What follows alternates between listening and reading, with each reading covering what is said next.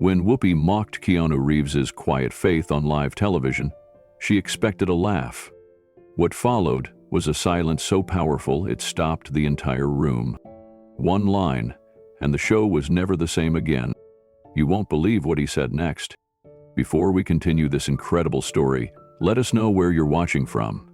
If you enjoy stories like this, subscribe to the channel, because tomorrow, we have another inspiring story you won't want to miss. The subject line read like a gentle handshake, but something about it felt calculated. A thoughtful discussion on American values and culture, an invitation from The View. Keanu Reeves read it twice. The wording was neutral, careful, every syllable smoothed and polished to feel polite, almost inviting. But behind that digital courtesy something bristled. He could feel it.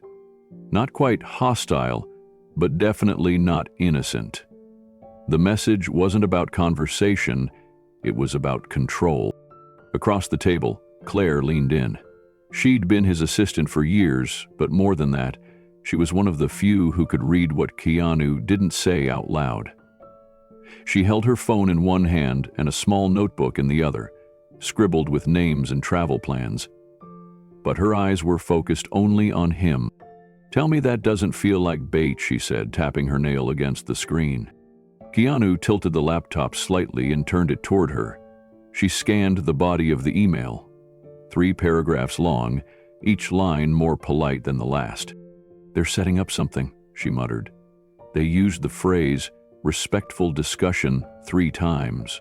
That's code for, we want a viral moment. He didn't reply immediately. He just looked down at the table, his fingers idly tracing the rim of his cold coffee mug. The mug had a crack in it, a hairline fracture he never bothered to fix. "I think they want me to react," he said quietly. Claire nodded. "That's exactly what they want. Whoopi's been doing this for decades. She smiles, then she strikes. They want to get you on record saying something dramatic, something they can clip and spin for online engagement." Keanu didn't seem troubled by that. Instead, he opened a drawer near the table and took out a small photograph. His sister, smiling with the kind of joy only someone truly kind could hold on to. She was wearing the necklace, the cross he now wore. It had been hers first. He stared at the photo for a moment before setting it gently back down. "Emily can try," he said, "but they won't get what they're looking for." Claire raised an eyebrow. "You're really considering it?" "I'm not considering it," he replied. "I already said yes." She leaned back slightly, unsure if she wanted to argue or just brace her impact. "You know this is a trap, right?" "I know. And you're going anyway." He nodded, calm, still. "Sometimes," he said, "a storm doesn't come to destroy. It comes to clear the air." She exhaled, long and slow, then reached for the worn leather strap of his bag. She handed it to him without another word. He took it, and in that quiet exchange, something settled. If they were going to talk about values, he was going to make it real. The ride to the studio was unusually quiet. No background music, no chatter from the driver. Just the sound of tires humming against pavement and the faint rhythm of Keanu's thumb tapping once, then twice on the window. He wasn't nervous. He wasn't rehearsing. He didn't do rehearsed, especially not when it came to something this personal. Claire sat beside him, tablet in her lap, flipping between news outlets and message threads. Already a few entertainment blogs had picked up rumors. Keanu Reeves to appear on The View, a rare move. The headlines were speculative, but the tone was clear. This was unexpected, and that made it interesting. "You're trending," Claire said, not looking up. "People think it's about politics.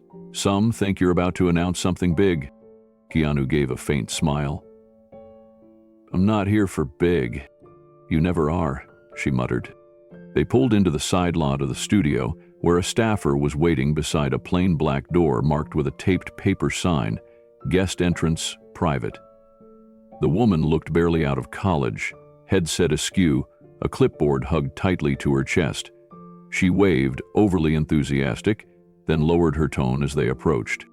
"Mr. Reeves, welcome. We'll take you through the back hall so you don't cross the main floor. Miss Goldberg is already seated." Keanu nodded, offering a quiet thank you. Claire followed as they stepped through the unmarked door, entering a cold, nondescript hallway with humming lights and walls that looked like they hadn't been painted in a decade. The sound of the outside world vanished behind them. Here, everything was stage silence. As they walked, they passed a group of junior producers clustered around a laptop. One whispered, "He really showed up." Another snorted softly, "Can't wait to see him squirm when Whoopi turns it up." Claire heard it. Keanu did too. Neither responded.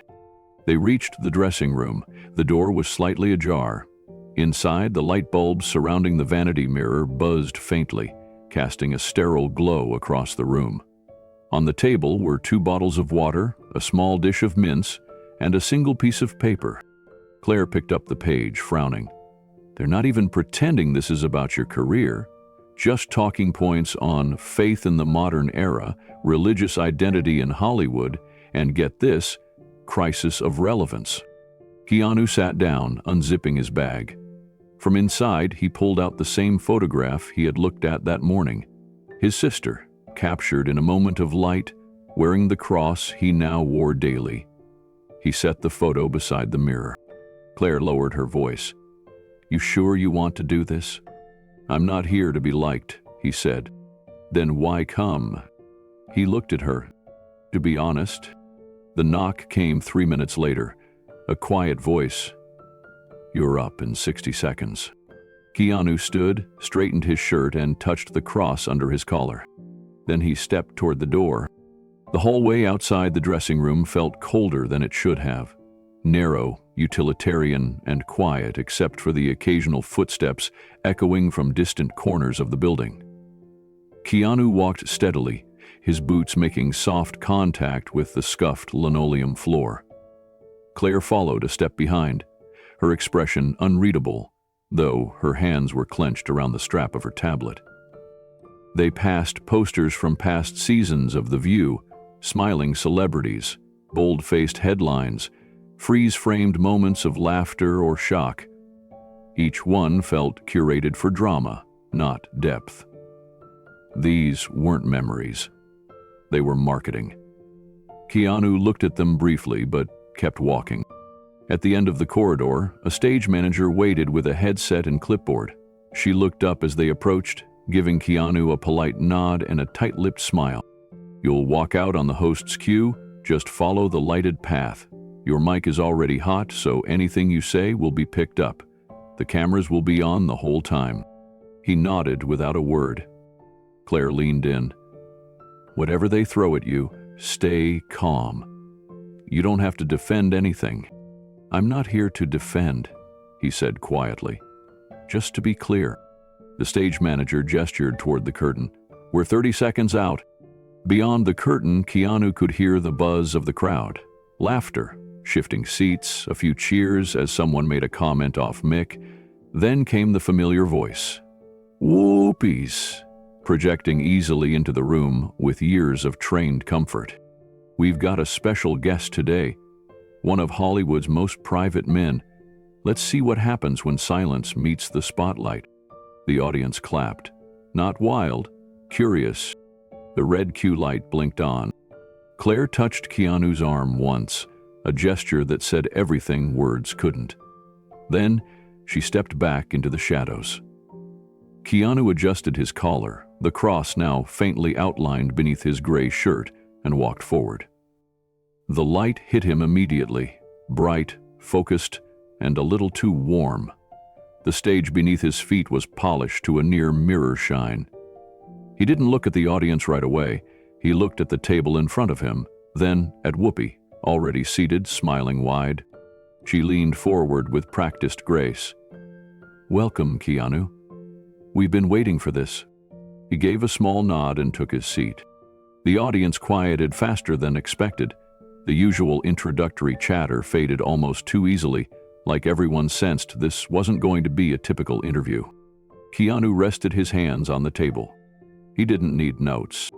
He didn't need a script. He'd brought something else entirely. And even before the first question, Whoopi Goldberg began to realize this conversation wouldn't belong to her. Backstage, the energy was sharp and buzzing. Staff moved briskly in headsets and sneakers, adjusting camera angles, checking cue cards, prepping coffee trays, and making last-minute lighting tweaks. The air smelled faintly of hairspray, hot equipment, and nerves. Laughter echoed from the corner of the set where the hosts gathered, waiting for the final call.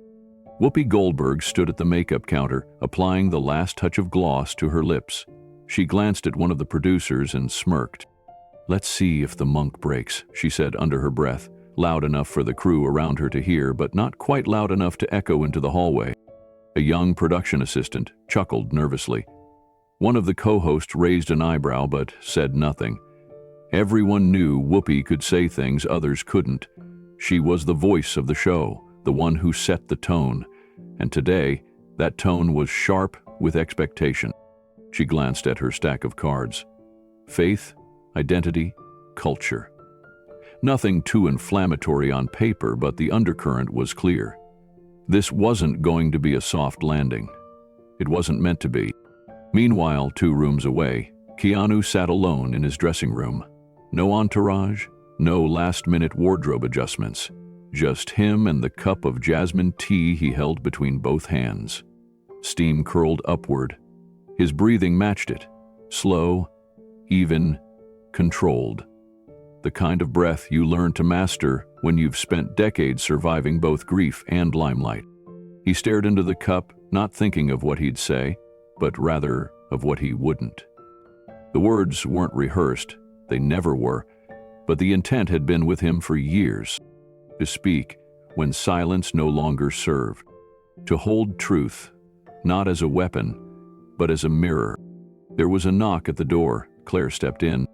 "They just mic'd Whoopi. You're next." Keanu nodded once. Claire looked around the room. No script. No bullet points. Just the same photo on the vanity, gently propped beside his bag. His sister's smile hadn't faded, even though the photo had. "You good?" she asked. "I'm here," he replied. She hesitated, then added, "You know they're going to push. She'll bait you. Try to get under your skin." Keanu sipped his tea again, then set it down. "I'm not here to win anything," he said. "I'm just not afraid to lose, the right way." Claire didn't respond. There was nothing to add to that. Outside the studio door, the voice of the director echoed down the hallway. 5 minutes to live. Places. Claire gave him a look, one part concern, one part respect, and left the room. Keanu stood, walked over to the coat rack, and slowly removed his black jacket. Underneath was a plain gray shirt, and just barely visible through the fabric, the small cross at his chest. The jacket slid from his shoulders with a soft rustle and landed gently on the back of the chair. Keanu adjusted the sleeves of his shirt, then stood still for a moment, letting the silence settle around him. That cross, simple, silver, unpolished, rested gently against his chest. It wasn't for show. It never had been. It had survived hospital waiting rooms, lonely apartments, and the kind of grief that doesn't fade with time. He reached for the tea one last time and took a slow sip. It was lukewarm now, but still grounding. Then, without a word, he stepped into the hallway. The floor crew passed him quickly, heads down, focused on their roles. A boom mic was adjusted overhead. Stagehands with earpieces scrambled to fix a corner of the rug that had curled slightly near the host's table. Everything was rehearsed. Everything except the part no one could control. Keanu. He moved quietly to his position just behind the curtain. On the other side, the audience was growing louder. The warm-up comic had just finished, and now the room buzzed with anticipation. A few people shouted out Whoopi's name. Others clapped. One person in the back yelled, "We love you, Keanu!" The mic didn't pick it up, but he heard it. He didn't smile. He just nodded, to no one in particular, as the technician gave him a small mic pack and clipped the transmitter to the back of his shirt. "You're live in 90, he said. "When the red light blinks, step out. Walk to center, sit down. Camera will follow you the whole way." Keanu gave a quiet thank you. Then, he closed his eyes, and for the next several seconds, he just breathed. Not to prepare something to say, not to settle his nerves, but to clear the noise that would try to get inside him once the cameras rolled. And as he stood there, still and silent, flashes of memory stirred. He remembered a magazine cover from 20 years ago, the saddest man in Hollywood. They called him aloof, too quiet, awkward in interviews. One host once asked if he had trouble connecting with people. Another laughed and said, "He's either Zen or just weird." The audience roared. He had smiled then, politely. Now he understood it wasn't weirdness they feared. It was stillness. Because stillness can't be controlled. It doesn't react the way you want it to. The headset technician gave him a thumbs up. 30 seconds. Keanu opened his eyes. The world behind the curtain waited. Not for a performance. For a disruption. The red light blinked on. Claire, standing in the shadows, mouthed 2 words before he stepped into the light. "Be you." He nodded once. Billy walked through the curtain, toward the cameras, the questions, and the storm waiting on the other side. The studio lights struck instantly, white-hot and unflinching. Keanu stepped onto the stage with no flourish, no music, no fanfare, just quiet steps on polished floors. The audience clapped, a few with real warmth, most with the kind of polite energy trained into them by producers. The applause sign above the cameras blinked in bright red, coaxing enthusiasm. Whoopi sat, already positioned at the center table. She leaned back casually in her chair, one arm resting along the back edge, eyes tracking Keanu as he approached. She wore her usual layered outfit, dark glasses perched on her nose despite the indoor lighting. Her smile was wide, TV-ready, but there was calculation behind it. Keanu nodded once in greeting, no bow, no handshake, just presence. He took his seat opposite her. No adjusting, no fidgeting. He simply folded his hands gently in front of him and waited. The floor director pointed a finger toward the booth. "We're live in 5. The lights brightened. The sound crew dialed the mics up. 4, 3, 2. Then, silence. And then Whoopi's voice, smooth and confident, rolled into the room. "Welcome back, everybody. Today, we've got someone with us who usually avoids the spotlight when it comes to anything off-camera. He's known for his roles, his mystery, and let's be honest, that quiet charm that somehow makes headlines without saying a word." The audience chuckled. Whoopi turned to him. "Please welcome Keanu Reeves." Another round of applause. He gave a quiet smile, a slight incline of the head. Nothing performative. Whoopi let the moment stretch just long enough before diving in. "Now, Keanu, you're not exactly a regular on shows like ours. We usually catch you in films or walking through airports with a paper bag, lunch." Laughter rippled. Keanu nodded. "I tend to keep things simple." That calm voice, the same one fans heard in interviews, red carpets, charity events, cut through the noise. It wasn't flat. It was focused. Whoopi's smile widened. "Simple, huh? That's a rare thing these days." She held up a cue card and glanced at the audience. "But today's show is about values, American values, faith, identity, all that heavy stuff we usually leave for politicians or pastors." A few chuckles. Someone in the front row shifted in their seat. She turned to him again, a sly tilt to her tone. "So tell me, Keanu, you still wearing that little cross under your shirt?" The room held its breath. Framed as a tease, the line carried weight, and everyone felt it. He could have laughed it off, deflected, changed the subject. Instead, Keanu reached slowly toward his collar and pressed his palm lightly against his chest. "I am," he said. His voice was soft, unshaken. "It reminds me of someone I lost, and of who I'm supposed to be, even when no one's watching." The room didn't move. Not yet. The storm hadn't landed, but it was coming. The applause faded, and for a moment, the room held that manufactured stillness talk shows rely on. The kind that feels casual on camera, but backstage is timed to the second. Whoopi leaned slightly forward, her hands folded neatly over the cards in front of her. Her smile was wide, effortless, seasoned by decades of live performance. But Keanu could feel the tension in it. It was too smooth. "You know, Keanu," she began, voice warm but edged, "I've got to admit I was surprised when I heard you said yes to this." She glanced at the audience with practiced charm. "You don't exactly make the daytime rounds. I thought maybe you were allergic to couches." Laughter, some of it genuine. Keanu nodded, giving the faintest smile. "I don't do this often, but the invite said we'd talk about values. That's something I care about." Whoopi's eyebrows lifted ever so slightly. "Ah, values. Now that's a word we don't hear much in Hollywood, unless it's in a script." The audience chuckled again, and one of the co-hosts to her right gave a polite laugh.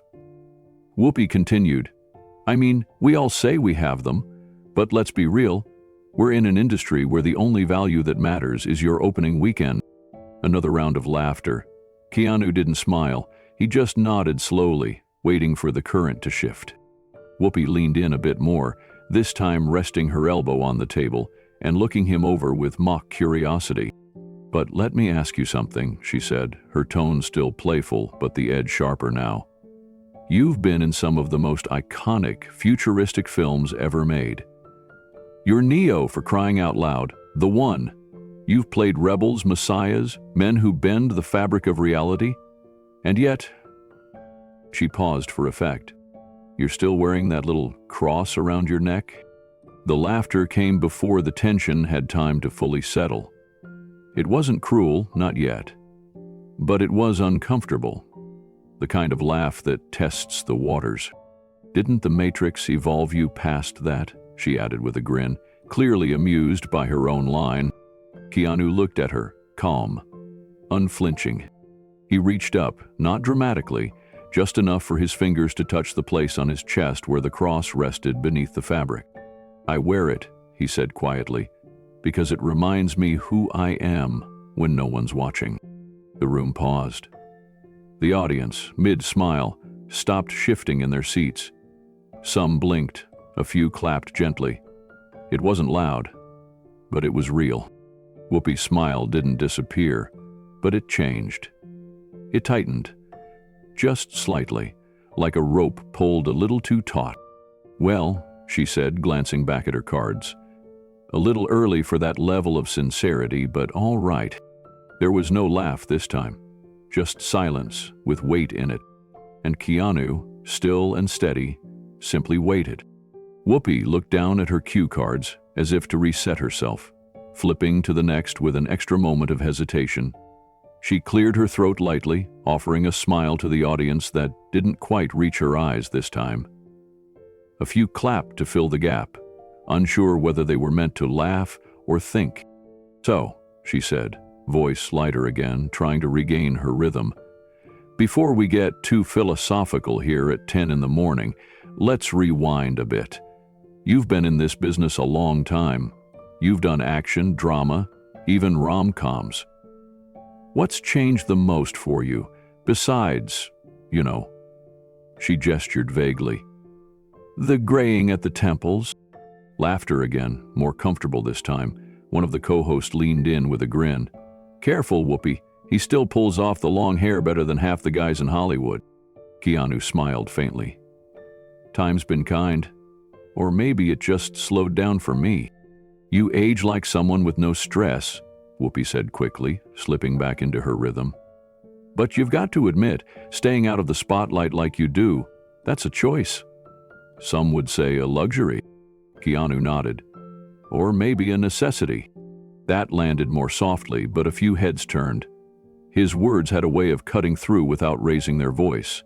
It made people lean in rather than back away. Whoopi raised an eyebrow, sensing the shift. She knew this moment, when a guest starts steering, even subtly. It wasn't threatening, but it was powerful, and she wasn't ready to give up control just yet. "Let me ask you this," she said, straightening up. "You've said in the past that you don't really do fame. You don't chase headlines, don't throw parties, don't live in the Hollywood bubble. But here you are, sitting at this table, talking about belief, identity, values. You must have known we'd poke at that cross." Keanu didn't hesitate. "I did. And you're not bothered?" He looked directly at her, steady and grounded. "Because I didn't come here to be comfortable.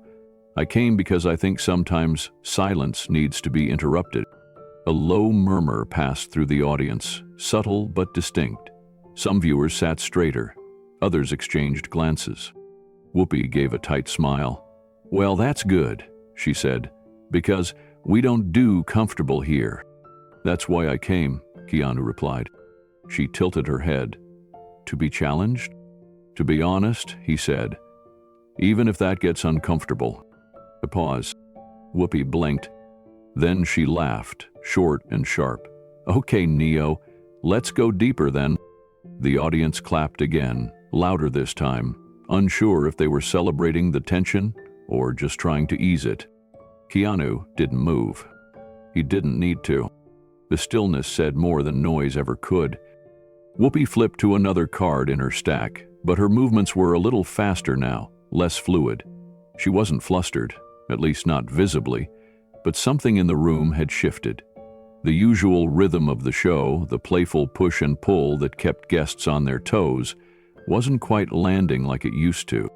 She glanced toward the co-host to her right, hoping for an opening. But the woman looked down at her notes, suddenly more invested in reading than rescuing. Whoopi turned back to Keanu, trying to regain the upper hand. "So let me ask you something that's not on the card," she said, her voice casual again, but her gaze sharp. "Do you think it makes people uncomfortable, someone like you, being so open about faith? Especially in this town." A few audience members shifted in their seats. The word faith had landed differently now, less like a category, more like a line drawn across the floor. Keanu didn't rush his answer. "I think it's only uncomfortable," he said, "when people assume that faith means judgment." Another small ripple passed through the crowd. A few nodded. One older man near the middle folded his arms and leaned forward, as if preparing to listen for the first time. Whoopi tilted her head. "Isn't that exactly what makes it hard, though? I mean, religion has done its fair share of harm." "It has," Keanu said. "But so has fame, power, influence. Anything can be misused." "True," she replied quickly. "But faith feels personal. People don't expect to hear about it from someone like you." Keanu raised an eyebrow gently. "Someone like me?" "Come on," she said with a laugh. "Hollywood action star, cool mystic persona. You've got people thinking you meditate your way through gunfights, and now here you are quoting scripture on a morning show." "I haven't quoted scripture," he replied calmly. That earned a laugh from the audience, more natural this time. "But if I did," he added, "it wouldn't be for performance. It would be because something in it helped me survive." The laugh faded quickly. Whoopi looked at him more directly now. The smile softened, but it didn't disappear. "So it's not about the cross, it's about the meaning behind it?" "It always was," Keanu said. "Symbols are just reminders. It's what they point to that matters." The studio fell into a silence that didn't feel dead or awkward. It felt full, present. And Whoopi, for the first time that morning, paused without filling the space. She glanced at her card, then set it down without reading it. "Well," she said, her voice quieter than before, "you've got us listening, Keanu. That's not something that happens every day around here." He gave the smoke. "That's not why I came," he said.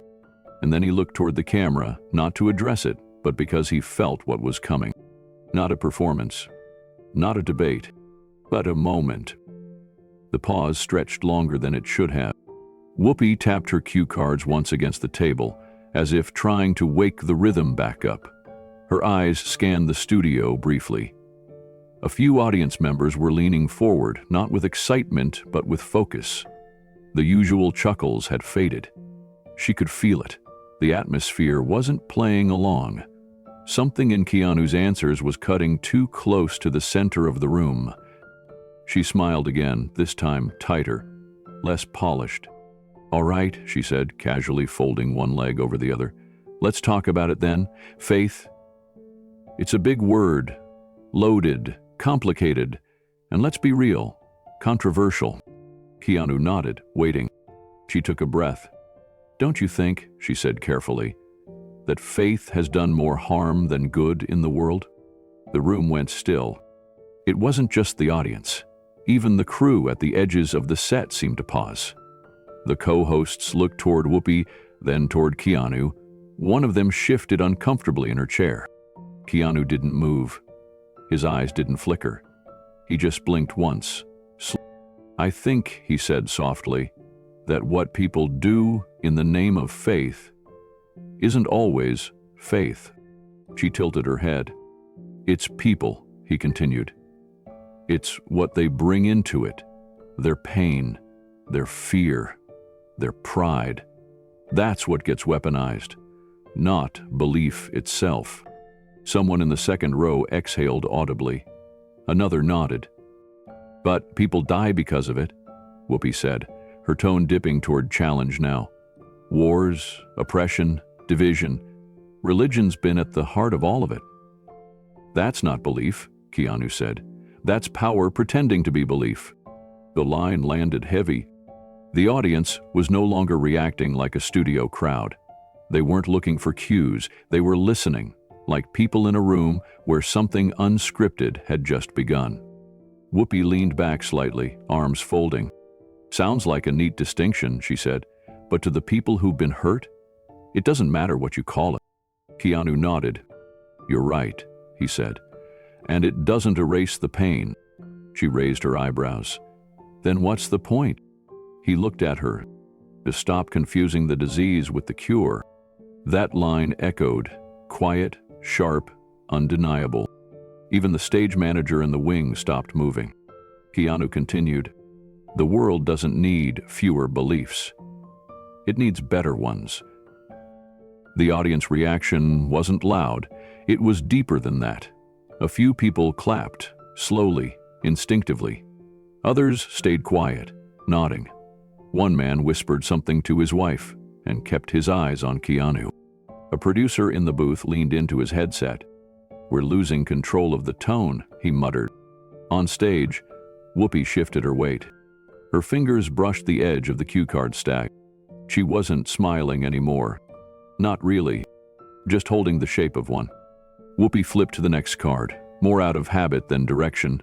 Her thumb fumbled slightly on the corner, something no one else would have noticed, except the cameras were too good and Keanu was too still. He sat there, relaxed yet focused, his hands resting lightly on the table, his shoulders dropped in quiet presence.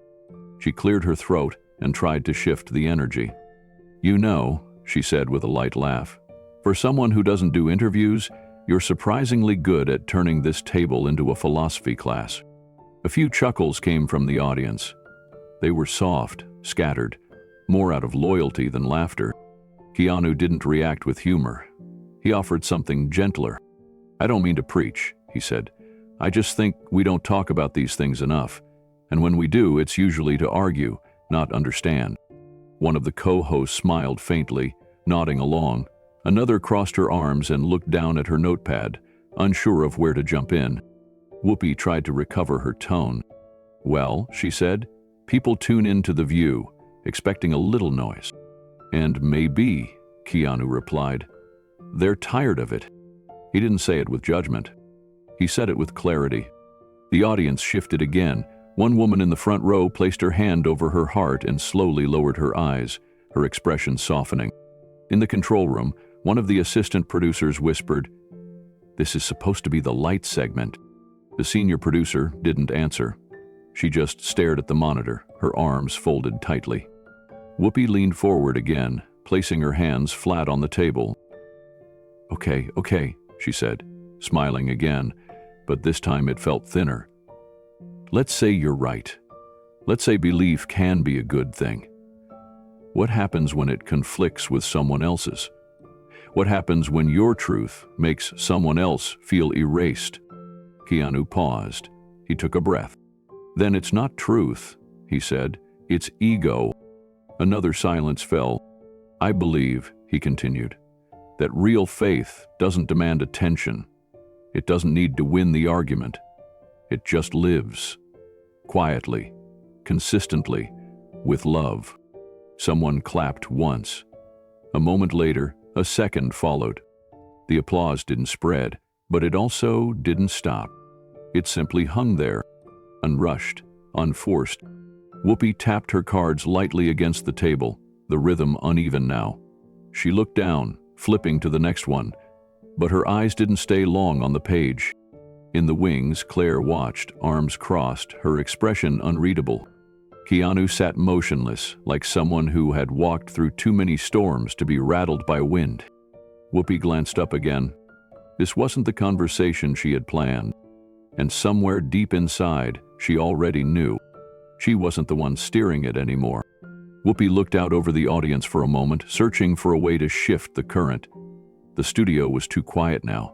Not dead, not awkward, but alive in a way that was unfamiliar and unpredictable.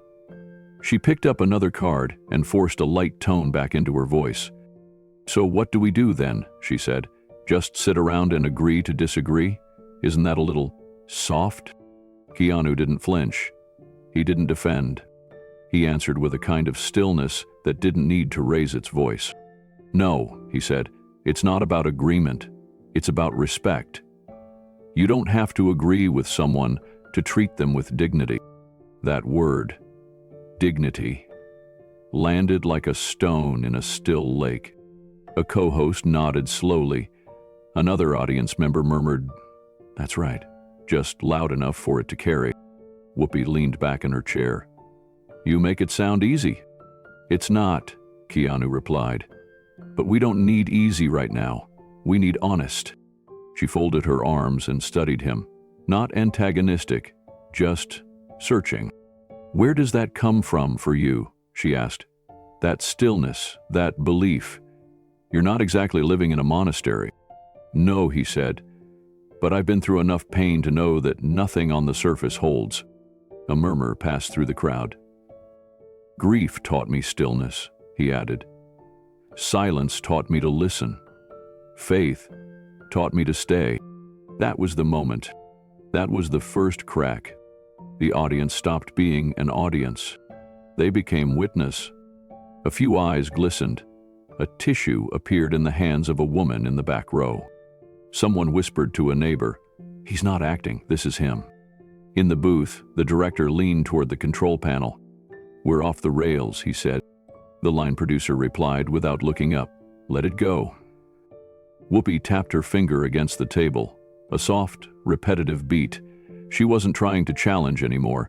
She was trying to keep up. Well, she said finally, this is definitely not the conversation I expected. Keanu gave the faintest smile. Maybe it's the one that was needed. Another silence. Then, slowly, Whoopi reached for the next card, but her hand lingered too long. As if she wasn't sure she wanted to keep reading, her eyes lifted to the teleprompter, then shifted back to Keanu. And for the first time in a long time, on her own show, she looked unsure.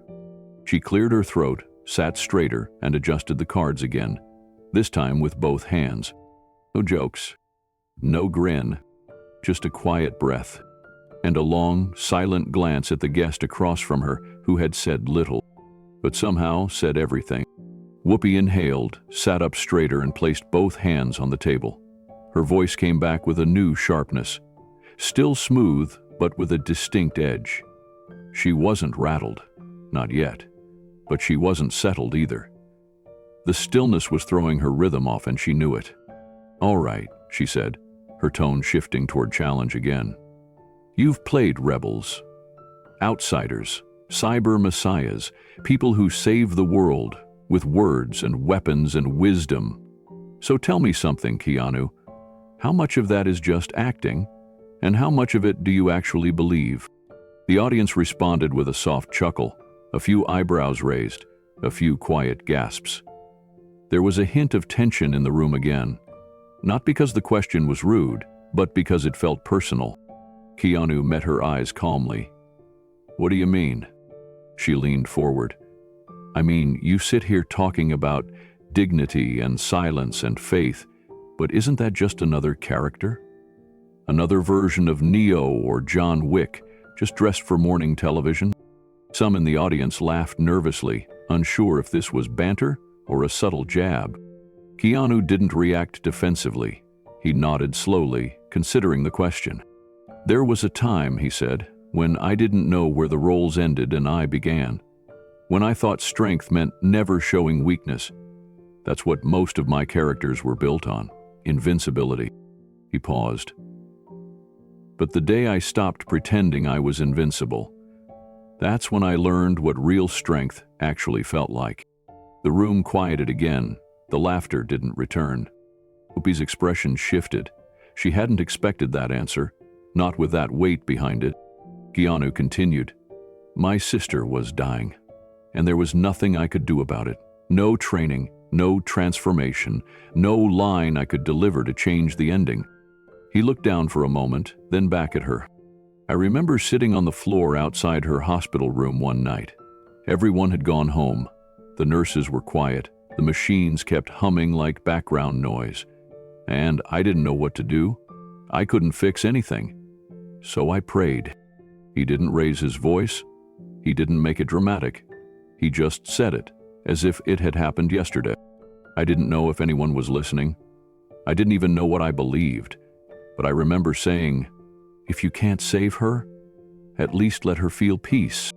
Someone in the audience sniffled audibly.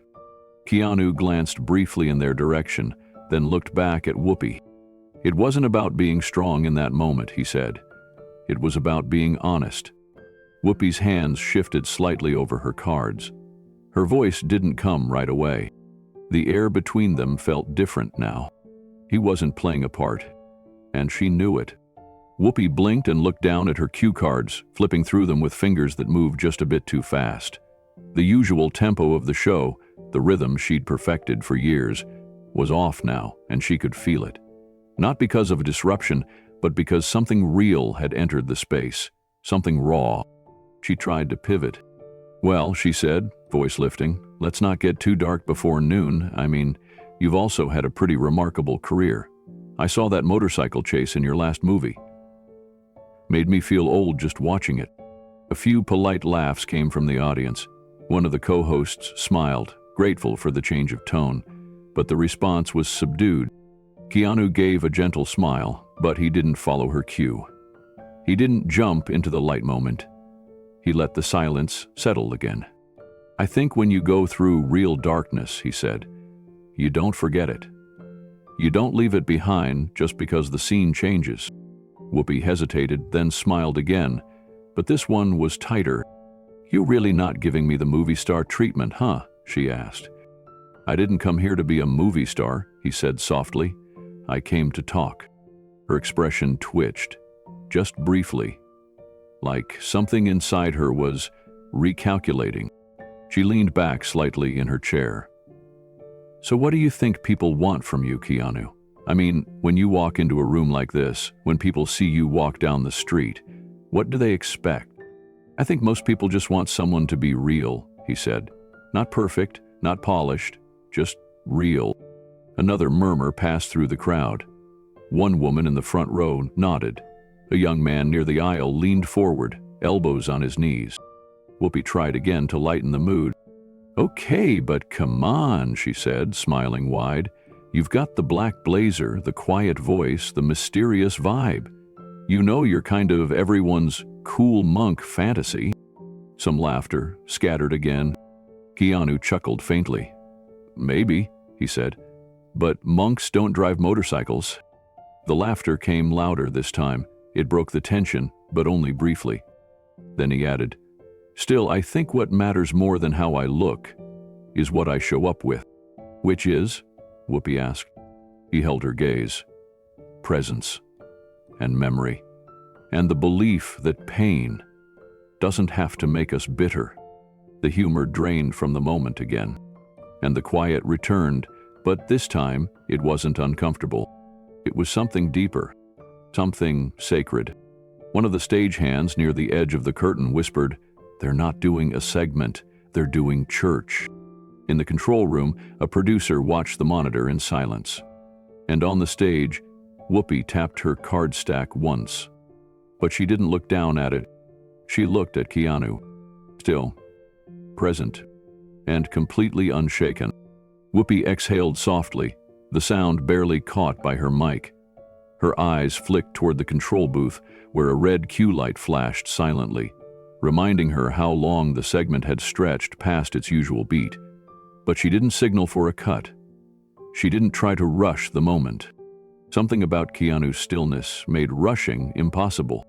She picked up another card, more for comfort than necessity, and looked down at it. "Okay," she said, voice quieter now. "Let me just ask it this way.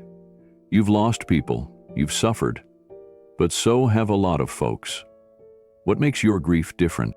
Keanu's expression didn't change. He didn't take offense. He didn't withdraw. "It's not different," he said. "That's the point." Whoopi blinked. "Grief doesn't make us special," he continued. "It makes us human. It reminds us how fragile this whole thing is, how quickly we disappear, and how important it is to leave something behind that actually matters." The audience stayed silent. A few heads turned. One man wiped his cheek quickly, pretending to scratch his face. "And what's that to you?" Whoopi asked. "What matters?" "Kindness," Keanu said simply. "Presence. The ability to sit with someone who's hurting and not try to fix them. Just sit there. Stay. Let them know they're not alone." Whoopi looked at him for a long moment. "Do you ever feel like your faith made you a target?" He nodded. "Buff. Even now?" He paused. "Especially now. Then why keep showing it?" "Because it kept me alive," he said. A quiet murmur spread through the audience. It wasn't shock. It was recognition. He leaned forward slightly. "When my sister was in pain, I couldn't take it away. I couldn't even explain it. All I could do was hold her hand and whisper that I believed in something bigger than the hurt.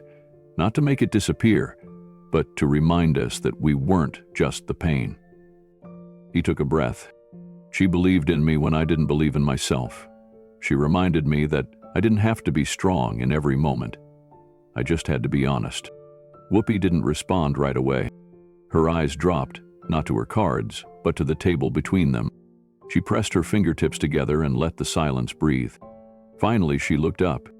"You know," she said, voice lower than before. "I've done this show a long time, sat across from presidents, rock stars, activists, people with something to prove." She paused. "But I don't think I've ever sat across from someone who didn't want to win, who wasn't here to perform." Keanu gave a faint smile. "I'm just here," he said. "That's enough for me." And somehow, in that stillness, the audience leaned in closer. Not because he'd won them over, but because he never tried to. There was a stretch of silence after Keanu's last words, the kind that made television producers nervous and everyone else still.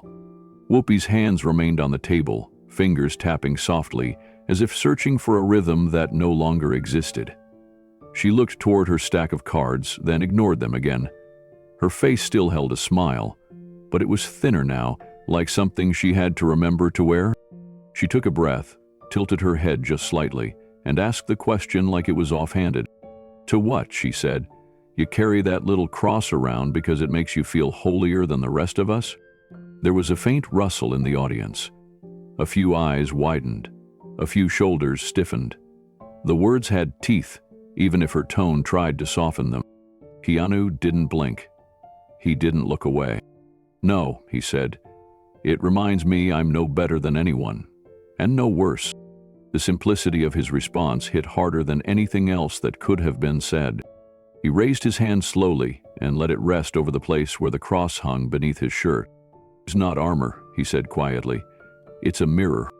The room changed. Not with noise, with stillness. One woman near the back pressed her hand to her mouth. Another dabbed the corner of her eye.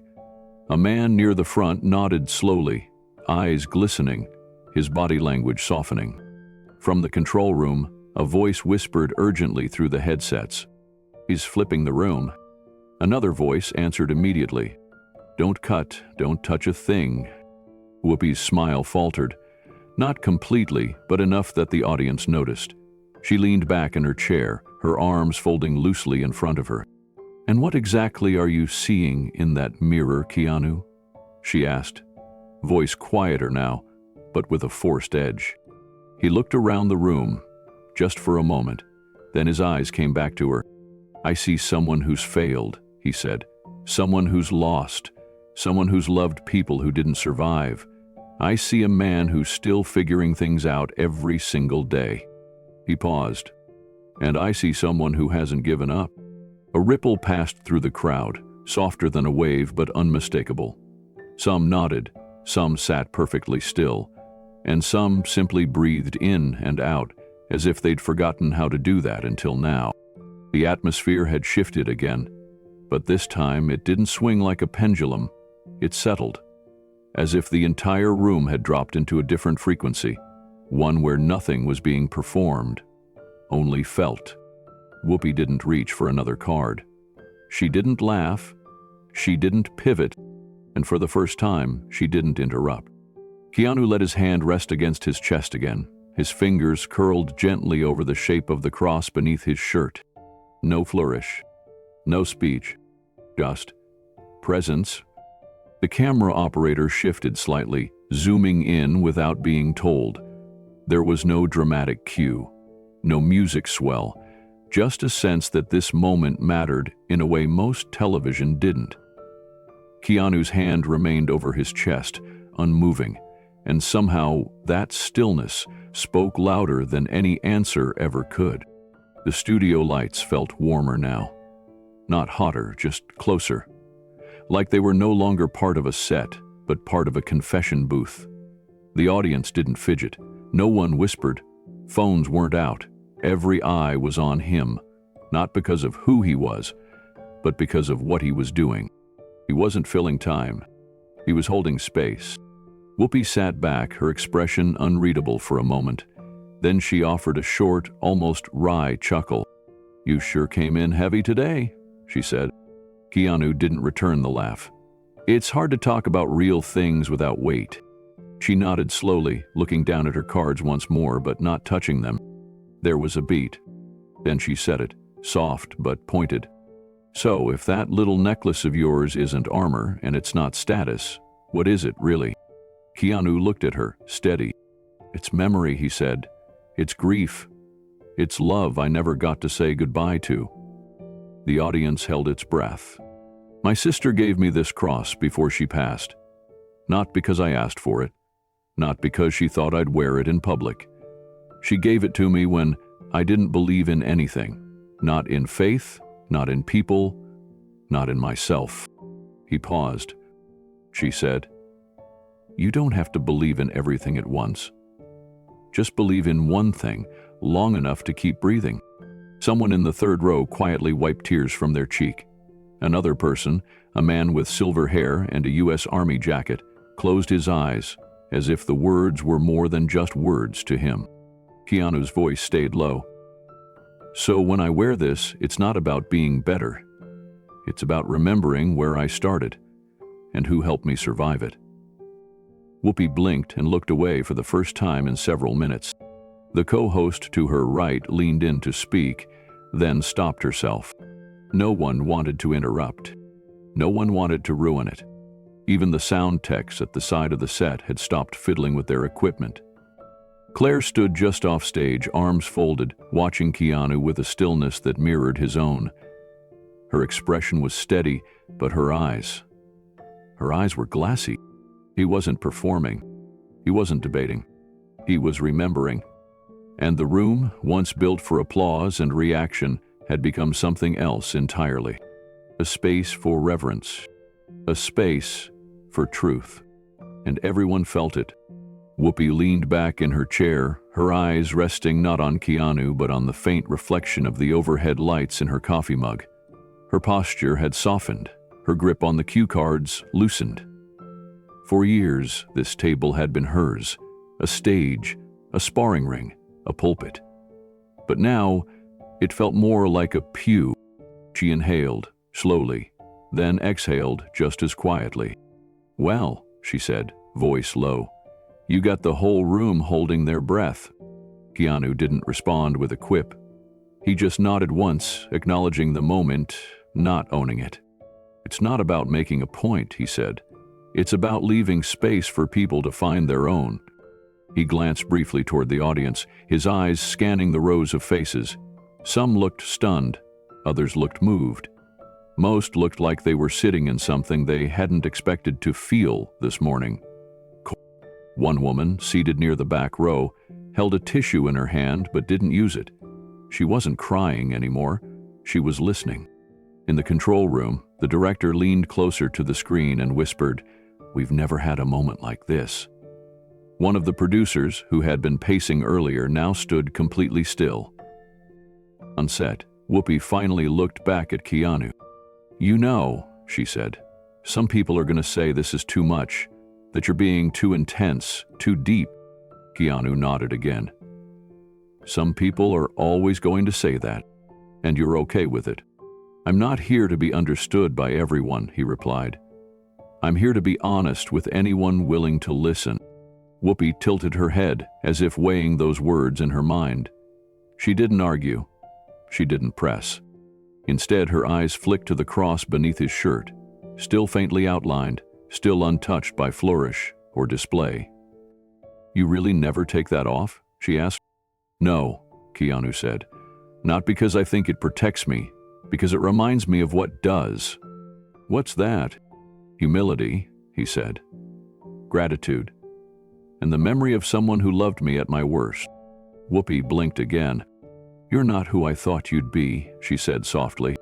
Keanu gave a small, almost imperceptible smile. "Most people aren't," he said.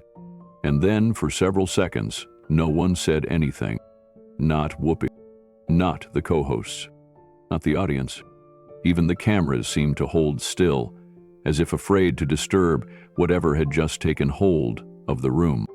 Keanu sat with his hand resting quietly on his chest, fingers curved lightly around the cross beneath the fabric. Not to show the world who he was, but to remind himself. The applause sign didn't flash. The stage manager didn't signal, because for once there was no need to move forward. Everyone already knew. This was the moment. The silence lingered a moment longer than usual. Then, slowly, Whoopi straightened her posture and picked up the next card. But this time her movement wasn't smooth. It was tight, controlled. Her tone shifted again, this time not playful, not curious, but skeptical. "Okay," she said, drawing a breath. "Let's talk about something that's been sitting in the back of my mind this whole time." Keanu didn't flinch. He simply watched her. "You sit here talking about humility, grief, faith, and I respect that, I do. But how do you reconcile all that with the world you live in? Hollywood? The entertainment industry? It's full of lies, image, ego, scandal, people selling one thing and living another." There were murmurs in the crowd. A few heads nodded, others waited. Whoopi kept going. "I mean, let's be honest. How can someone be spiritual in a place like this?" The question wasn't just for Keanu. It echoed through the studio like a challenge, the kind that demanded either a retreat or a stand. Keanu's eyes didn't harden. His expression didn't change. But something shifted in his presence. He leaned in slightly, elbows resting on the table. "That's a fair question," he said. "And you're right, this industry, it can be dark." He paused. "I've seen it, I've lived in it, and for a while I got lost in it." Whoopi raised her eyebrows. "But," he said softly, "if you only shine where it's safe, that's not light, That's performance. A woman in the middle row gasped under her breath. Keanu continued, I'm not perfect. I've played roles I regret. I've stayed quiet when I should have spoken. But I also know what it's like to walk into a room full of people selling illusions and still choose to tell the truth. He looked down for a moment, then back up. My sister used to say that real light doesn't ask for permission, it just shows up. He paused again. I remember one night, during her treatment, the power went out in our building. It was late, I was exhausted, angry, scared. I couldn't even see her face in the dark. The room was silent. She was lying in bed, barely able to speak. And then, I heard the sound of a match, just one. She lit a little candle and said, See? Still here. Still light. Keanu's voice softened. She wasn't trying to fix the darkness, she just refused to let it have everything. Someone in the audience began to cry, quietly, without shame. A man leaned forward and whispered to the person beside him. He's not here to talk, he's here to remind. In the control booth, a senior producer stepped back from the console. This isn't a segment, she said. Her voice was calm, final. This is a reckoning. Whoopi let the moment hang. She didn't interrupt this time. She didn't force a comeback. She just looked at him, studying his face, as if trying to decide whether what she was seeing was real or just another polished layer. She folded her hands. So, she said finally, you're saying you can work in the middle of all this image machine, this system, and still keep your soul intact? Keanu nodded. If you know who you are before you walk in, the system doesn't get to rewrite you. She narrowed her eyes slightly, not out of suspicion, but thought. But isn't that what the business is built on? Reinvention? Adaptation? Becoming who the public wants? It is, he said, but survival isn't the same as surrender. One of the co-hosts leaned forward, visibly moved. So how do you not surrender? How do you stay grounded in that kind of pressure? Keanu looked across the studio, toward the stage lights that had been on him for nearly an hour now. You remind yourself every day that you don't belong to the camera, he said. You belong to something bigger. Whoopi tapped her cue cards once, then laid them aside completely. No one talks like this, she muttered. Not here. That's part of the problem, Keanu replied. We've gotten so used to pretending we treat honesty like it's a trick. The audience shifted again. Someone clapped once, then stopped. No one joined, not out of disrespect, but because no one wanted to break the tension. Keanu sat back just slightly, his shoulders still relaxed. You asked how I reconcile my beliefs with the industry, he said. I don't. I confront it. He glanced toward the audience again, and I try to make space for something real to exist inside the fake. Whoopi crossed her arms, but her face had softened. Do you think it's working? I think moments like this matter, he said. Not because they go viral, but because someone watching, somewhere, might finally feel less alone. That line stopped even the floor crew. A stagehand near the curtain looked up from his headset and blinked rapidly, clearing his eyes. The woman from the third row, who had been silent the whole show, raised her hand gently, not to speak, but to press her palm to her heart. The air in the room was thick now, not with heat, but with weight. Whoopi opened her mouth, then paused. There was nothing clever to say, nothing rehearsed that would land right. So she reached for her coffee cup instead and held it in both hands. And across from her, Keanu said nothing more. He didn't need to. The truth had already taken up residence in the room. The silence on set wasn't scripted. No one in the control room called for it. It simply arrived and refused to leave. It wasn't heavy with discomfort, but dense with meaning.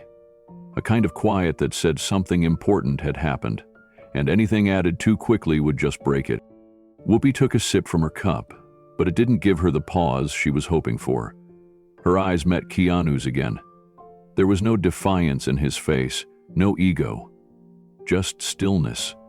That same quiet strength that had followed him onto the stage now sat between them like a third guest. He set her cup down and tried once more to find a foothold. "Do you ever feel like people don't want to hear this side of you?" she asked. "Like they'd rather stick to the action hero version, the silent, mysterious guy on a motorcycle?"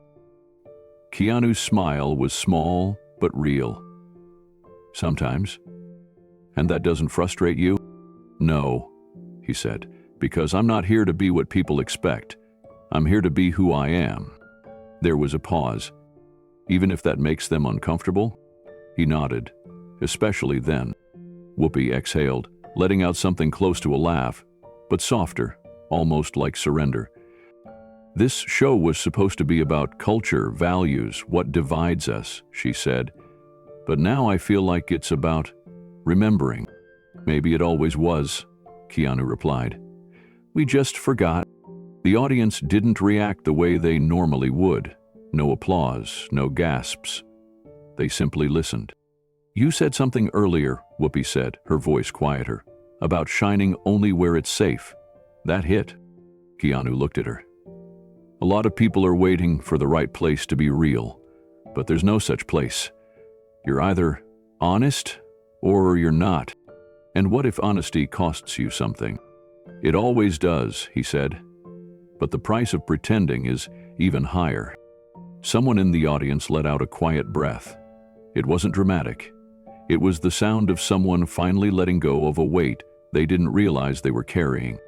Keanu sat with his hands folded now, his cross no longer visible but deeply present in every word, every pause, every gesture. In the control booth, one of the junior producers spoke without lifting his headset. "This isn't daytime TV anymore," he said. "What is it?" the segment director asked. The young man shook his head slowly. "Weird. It's a mirror." Back on stage, Whoopi leaned forward again. Not as a host, not as a celebrity, but as someone genuinely trying to understand. "Where now?" she asked. "Why show this side of you here today?" Keanu looked out toward the lights, then back at her. "Because the world doesn't need another performance," he said. "He needs a pause." And in that pause, the studio didn't just go quiet. It listened. Keanu reached into the inside pocket of his jacket without a word. The gesture wasn't dramatic. It wasn't meant for cameras. It was quiet, almost unnoticed. Except that the entire room had stopped breathing. Every person in the studio, from the floor crew to the last row of the audience, watched as he slowly pulled out something small and folded. It was a photograph. The edges were worn, the corners soft. It had clearly been handled many times. He unfolded it with care, as though it might fall apart if he rushed. He didn't speak at first. He looked down at it, his thumbs resting gently on either side, holding it as though it meant more than paper ever should. Then he turned it slightly so the camera could see. "This is my sister," he said, voice soft but clear. No one moved. The photo wasn't blown up on a big screen. There were no dramatic close-ups. The studio kept it simple, raw, real. She gave me this on one of her last good days. She was sitting outside, sun on her face, hair thinner than she liked, but smiling. She handed me this photo and said, "Keep it where you can feel it." He let the weight of that land before continuing. He didn't mean in my pocket. The audience was completely still now. No coughs, no whispers, just breath, quiet and shared. She taught me to pray before I ever knew what prayer really was. She didn't quote scripture. She didn't preach. She just believed in something bigger, and she believed in me. He placed the photo carefully on the table between himself and Whoopi. There was nothing staged about it. It was not for effect. It was reverence. Whoopi didn't speak. She didn't lean away. She looked at the photograph the way someone looks at a memory, not their own, but one they suddenly felt connected to. "My faith didn't come from books," Keanu said. "It came from hospital rooms, from long nights when I didn't know what to say to her, from watching someone fight for breath and still comfort me when I was the one falling apart. He paused, and the silence that followed wasn't empty. It was full. My sister believed, he continued, not because she needed a miracle. She believed because it was her way of saying, even now, I still choose love. That was her prayer, every day. In the back row, a woman wiped her cheek. The man beside her reached for her hand. Across the aisle, a younger audience member quietly mouthed the word, wow, not as performance, but as reaction. Keanu reached up and touched the cross beneath his shirt. I wear this not because I want to be seen wearing it, he said. I wear it because it reminds me of someone who stayed soft in the worst pain I've ever witnessed. It reminds me what love looked like when everything else broke down. Whoopi finally spoke. Her voice had changed. No sharpness, just clarity. Sounds like she was the real deal. She was, Keanu said, and not because she was strong all the time. She was scared, she was tired, but she never stopped giving, even when there was nothing left for her to gain. He looked out toward the studio audience, not for applause, not even for acknowledgement, but to include them. I don't talk about her much, because she's not a story to me. She's my past. She's my compass. She's the reason I didn't disappear into grief. He glanced at the photo again. On her last night, I asked her if she wanted me to say anything special. She looked at me, weak, barely able to speak, and whispered, just carry me with you. The studio fell into a deeper quiet than before. Not dead air. This wasn't broadcast silence. It was sacred space. I've played so many characters, Keanu said, but none of them matter more than the one I try to be when no one's watching. A light flickered on one of the stage panels, unnoticed.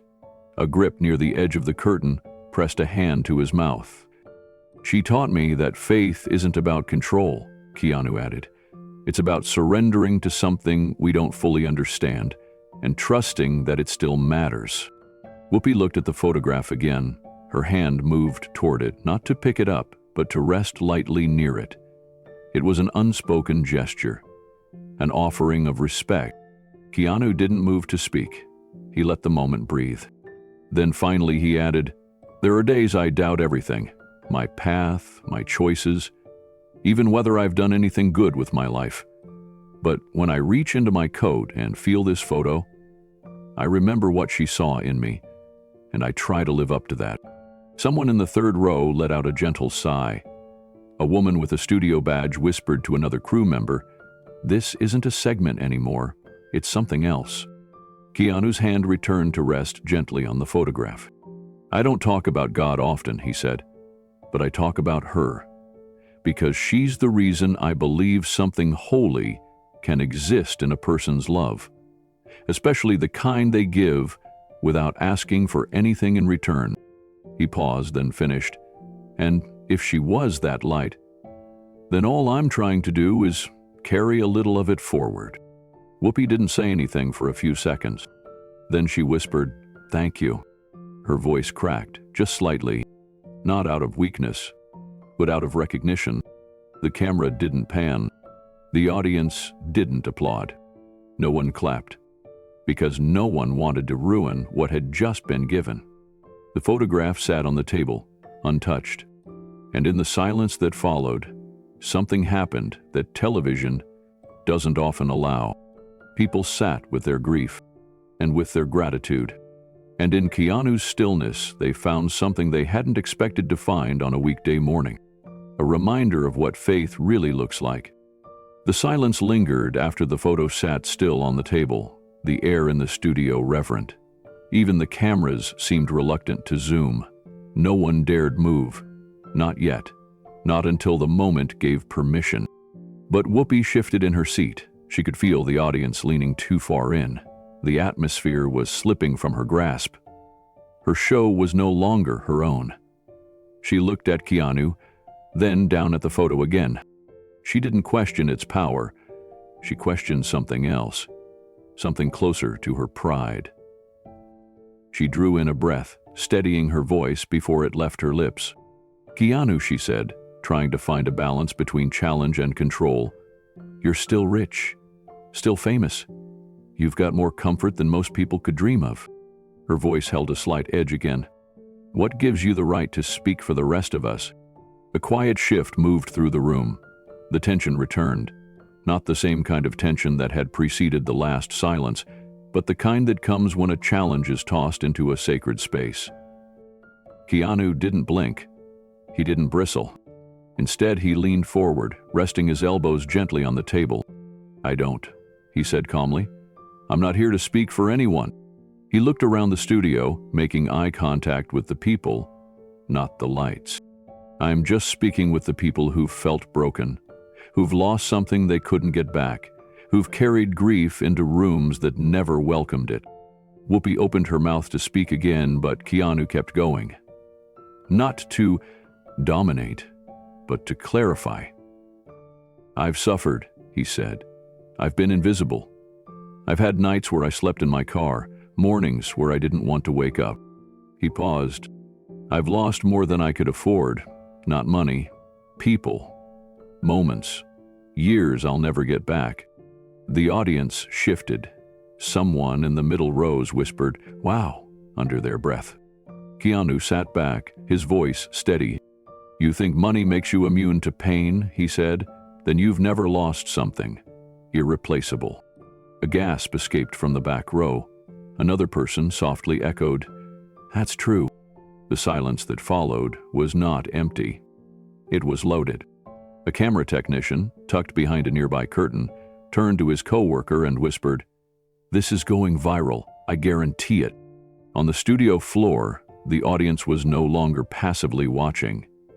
They were leaning forward in their seats, not because they were told to, but because they couldn't help it. This wasn't a performance anymore. It wasn't a celebrity segment. It was a reckoning, and everyone knew it. Whoopi stared at him.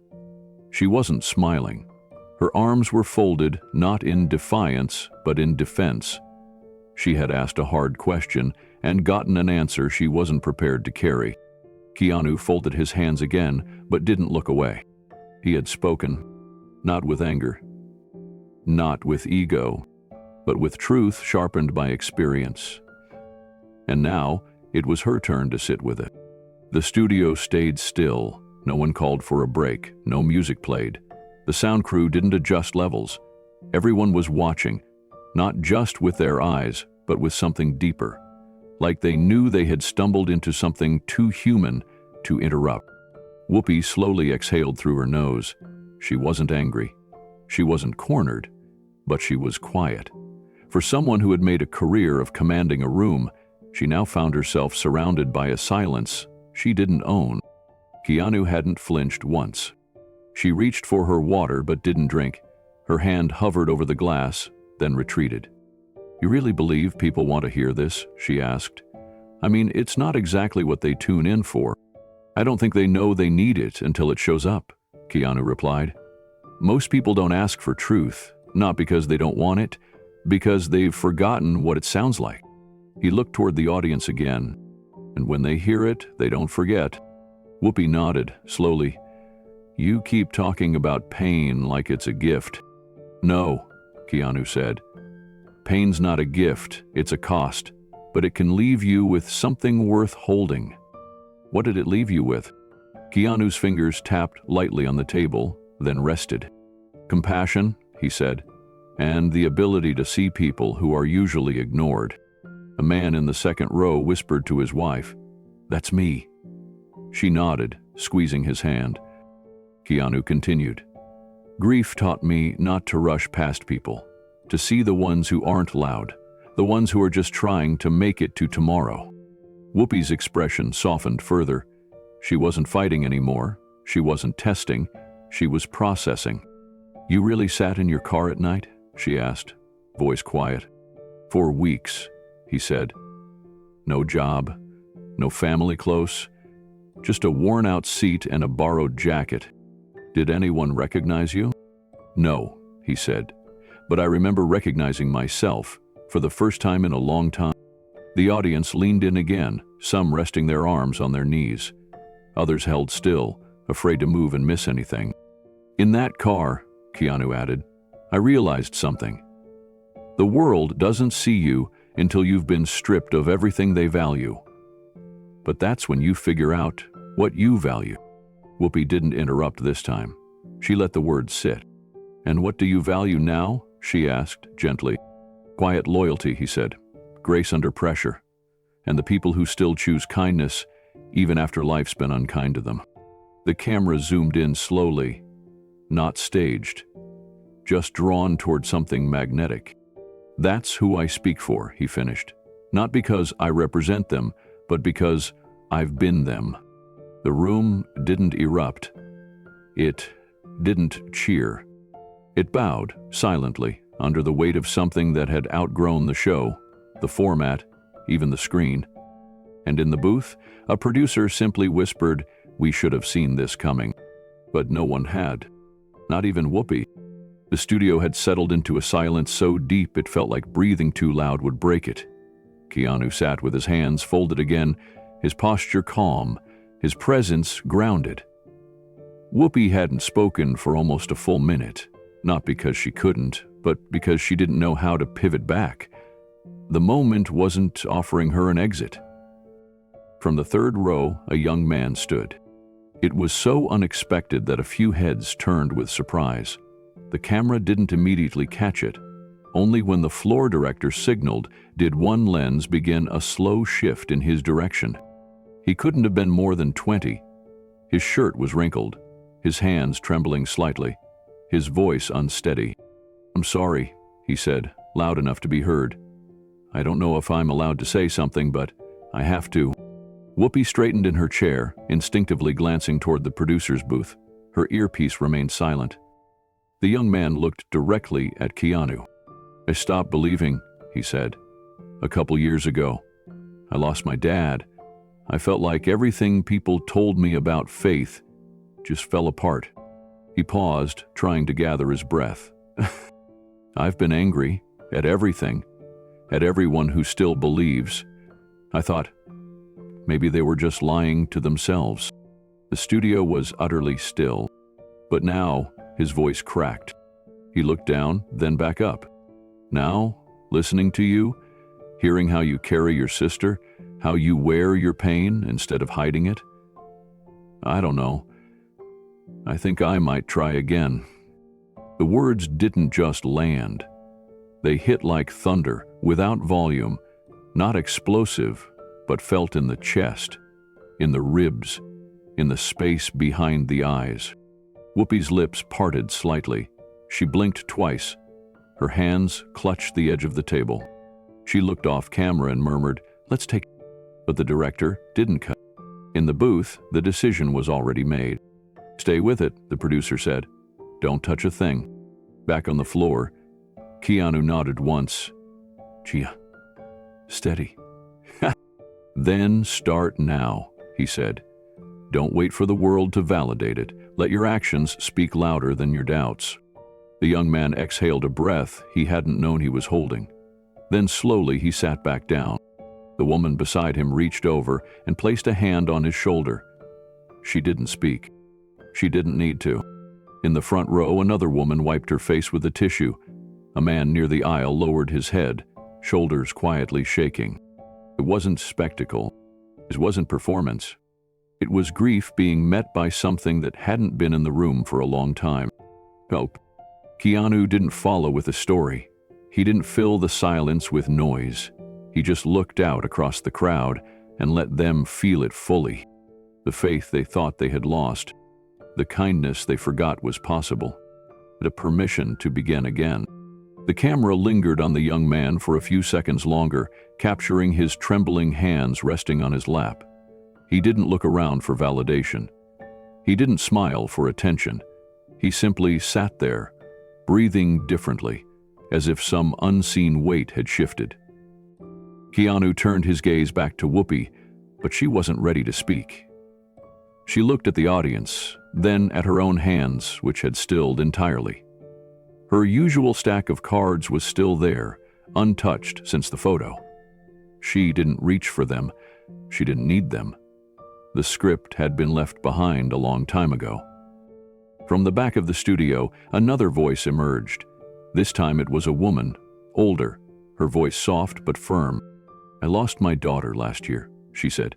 "I haven't gone to church since. I thought I couldn't walk in there without breaking down." She hesitated, emotion catching in her throat. "But now I'm wondering if maybe it's not about the building. Maybe it's about whether I'm willing to believe again, even if I'm still hurting." Several people turned to look at her, but no one spoke. One of the co-hosts had tears in her eyes. A man near the stage pressed his hand against his chest and nodded in quiet solidarity. Keanu didn't offer her a neat answer. He didn't try to make it better. He just nodded, gently, the same way he had to the young man. "That's where belief begins," he said. "Not when things are perfect. When they're broken, that's when it matters most." Another ripple moved through the audience. People shifting in their seats, wiping their faces, reaching out to touch the shoulder or hand of the person next to them. The walls of the studio weren't closing in anymore. They were opening. The invisible line between audience and guest, between host and camera, had dissolved completely. One of the younger staffers, barely in his 20s, stood at the far side of the stage and whispered to no one in particular, "This isn't a show anymore." And it wasn't. Whoopi finally looked back at Keanu. Her voice, when it came, was lower than before. "You just got half this room crying," she said. "Do you know what time it is?" Keanu smiled slightly, but didn't joke. "I think we all needed to cry," he said. "Maybe not because we're sad. Maybe because we finally feel seen." A silence followed. This one was softer, gentler, less charged. It felt like something had finally settled in the room, not like an ending, but like a truth that had found a home. From the control booth, a veteran executive producer stood up and whispered, "This moment is going to live longer than the show." And they were right. Back on the stage, Keanu folded his hands again and looked out over the room. He didn't try to make a speech. He didn't summarize anything. He just sat there, still, like he had been since the beginning. Present, but never performative. A woman in the front row leaned toward her husband and whispered, "I came for the interview. I didn't expect this." Her husband replied, "Nobody did." The red lights on the cameras were still rolling. The broadcast was still live. But what was happening no longer felt like TV. It felt like healing. The room was still thick with silence. Not the kind that begged to be broken, but the kind that had settled in like a blanket, weighted, warm, and impossible to ignore. No one coughed. No one shifted. The cameras kept rolling, but even they seemed slower now, quieter somehow. Whoopi stared at Keanu, still seated across from her. Hands calmly folded, gaze steady. She looked down at her untouched stack of cards, then away. For a moment, her face softened. Genuinely? But something flickered underneath. A mix of tension and discomfort began to surface. She cleared her throat. "So," she said, voice firmer now, "you sit here, sharing all this pain, this grief, this clarity. And it's powerful. But there's something I've got to ask." Keanu didn't move. He waited. "You've been in the spotlight for decades. You've got a platform bigger than most people could imagine, and yet, you've stayed quiet on a lot of things." She leaned forward slightly. "Why haven't you spoken out more? Why don't you use that platform louder? Are you afraid of losing fans?" The words were blunt. They cut through the calm like a sudden crack in glass. A few people in the audience shifted uncomfortably. Keanu didn't blink. He didn't raise his voice. His face didn't tighten. He just nodded once, as if he'd been waiting for this question. "I speak when it's honest," he said. He paused. "And I stay silent when it's noise." The studio froze again, not because of the volume of his words, but because of their weight. Because of what wasn't being said. Because of the truth that came with restraint. Whoopi's expression stiffened. "So what? Most of us are just making noise?" Keanu shook his head gently. No, but I think we've confused volume with value. He looked at the camera, then slowly back to her. We live in a world that demands outrage instead of understanding. Every headline, every trending topic, it's all built on who yells first, not who listens longest. The audience didn't clap. They didn't need to. Their silence spoke louder. Whoopi tried to hold on to her tone. But don't you think some things deserve outrage? Yes, Keanu said. But not everything, and certainly not everyone. He leaned forward now, his voice still calm. I've seen people get destroyed for saying the wrong thing. And I've seen others get praised for saying nothing at all. Because it fit the moment. I don't want to perform anger just to prove I care. His words landed like stones dropped gently into water. No splash, just ripples. I'd rather say one true thing than scream 100 things I don't live. Man in the third row nodded slowly, mouth slightly open. A woman 2 seats away wiped her eyes, not because she was sad, but because something inside her had shifted. Whoopi looked at him again. Her face no longer carried the sharp edges. Just fatigue. Maybe reflection. Keanu didn't gloat. He didn't press. He just stayed there, present. And somehow, that said more than any argument ever could. Whoopi leaned back slightly in her chair. The studio lights above didn't feel hot, but something in the air had grown heavy. Not with tension anymore. Something else. Something that lingered between pride and recognition, between defensiveness and surrender. She wasn't angry, she wasn't losing, but something had cracked, and everyone could feel it. Keanu sat still, not pressing, not retreating. He just held the space, waiting. Not for applause, not for validation. Just waiting, in case someone had the courage to meet him there. You think I'm too loud? Whoopi asked. It wasn't defensive. It was honest. Soft. No, Keanu said. I think a lot of us are scared of the quiet.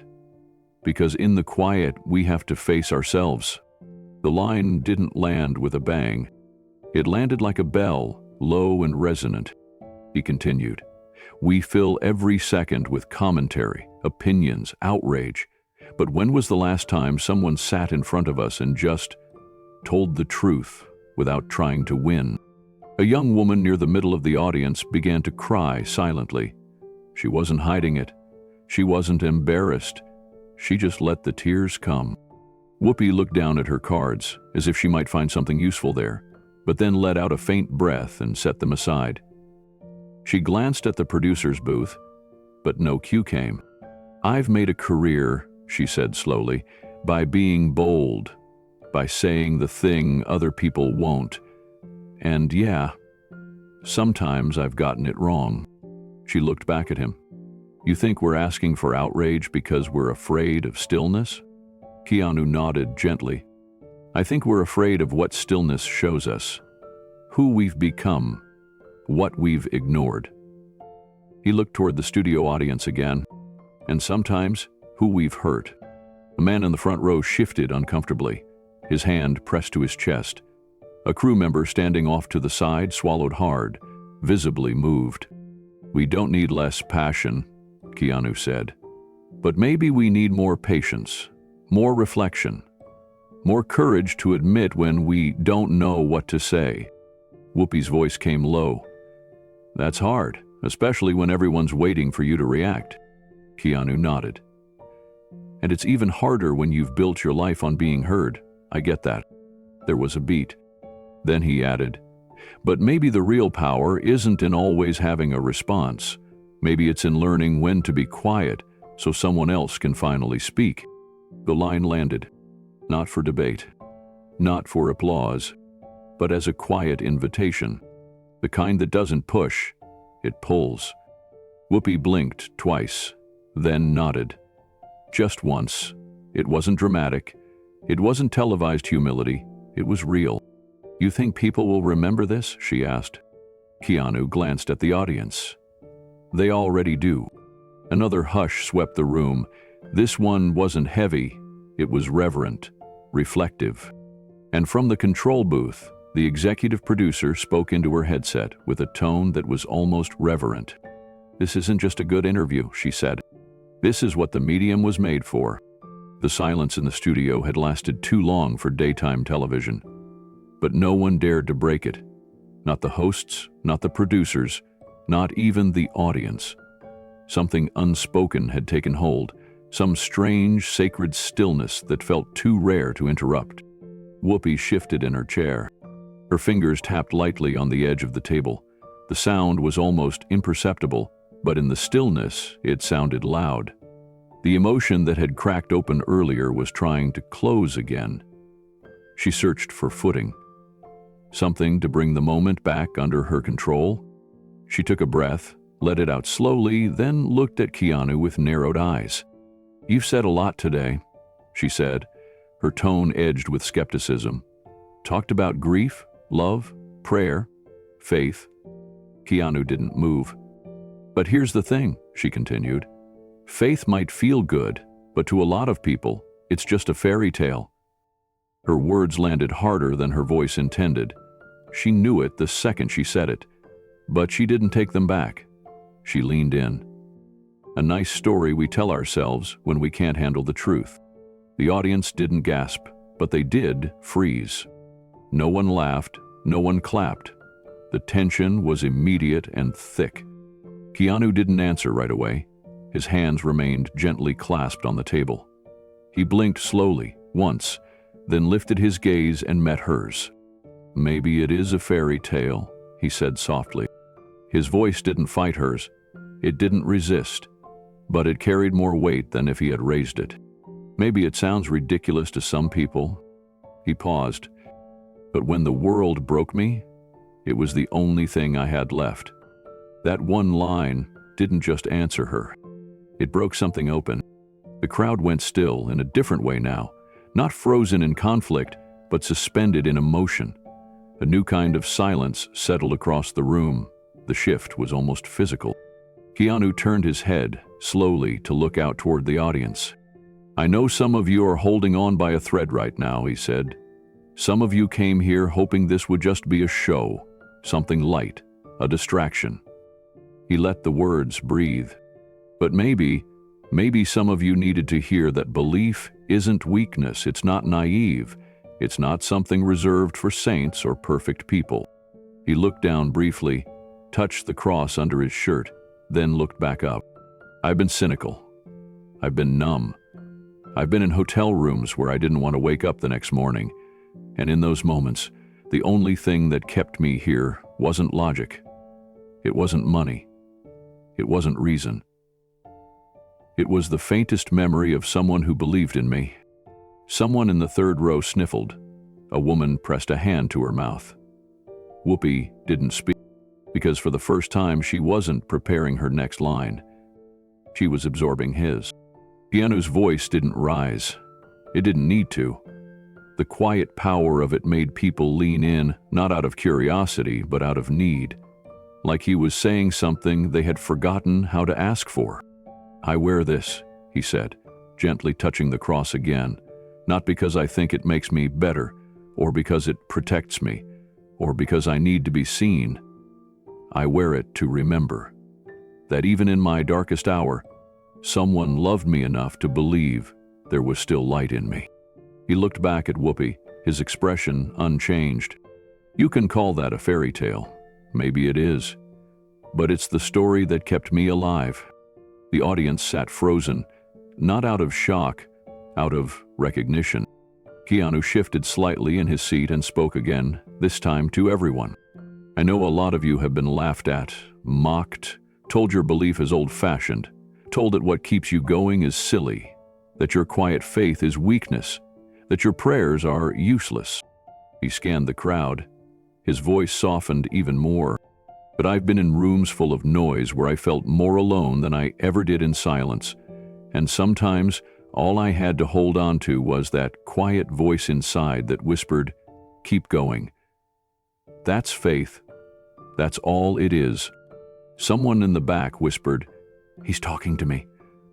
It wasn't for attention. It was a whisper that escaped without permission. A man near the edge of the set stood up slowly. He didn't speak, he just stood, one hand over his heart, the other at his side, eyes fixed on Keanu. Another person followed, and another.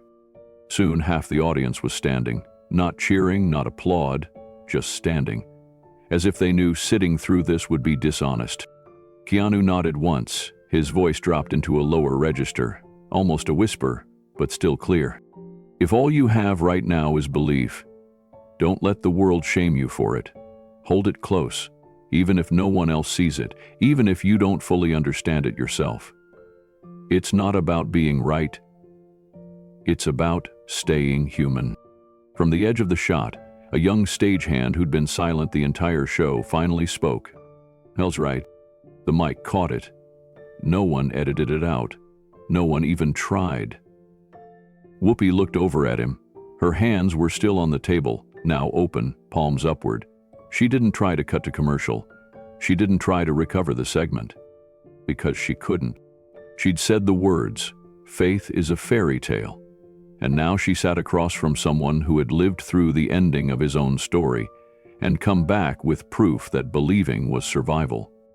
Keanu didn't gloat. He didn't close with a punchline. He just looked at her, kind, steady. "You don't have to believe what I do," he said. "But please don't mock what has carried someone else through their worst night." And with that, the studio didn't fall into applause. It fell into reverence. The air in the studio had shifted so many times that no one could remember what it was like at the beginning.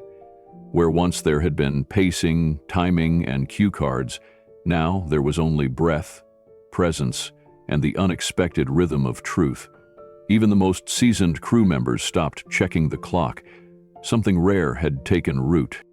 And then, just as the weight of Keanu's words settled into a hush, the studio monitors lit up with a message.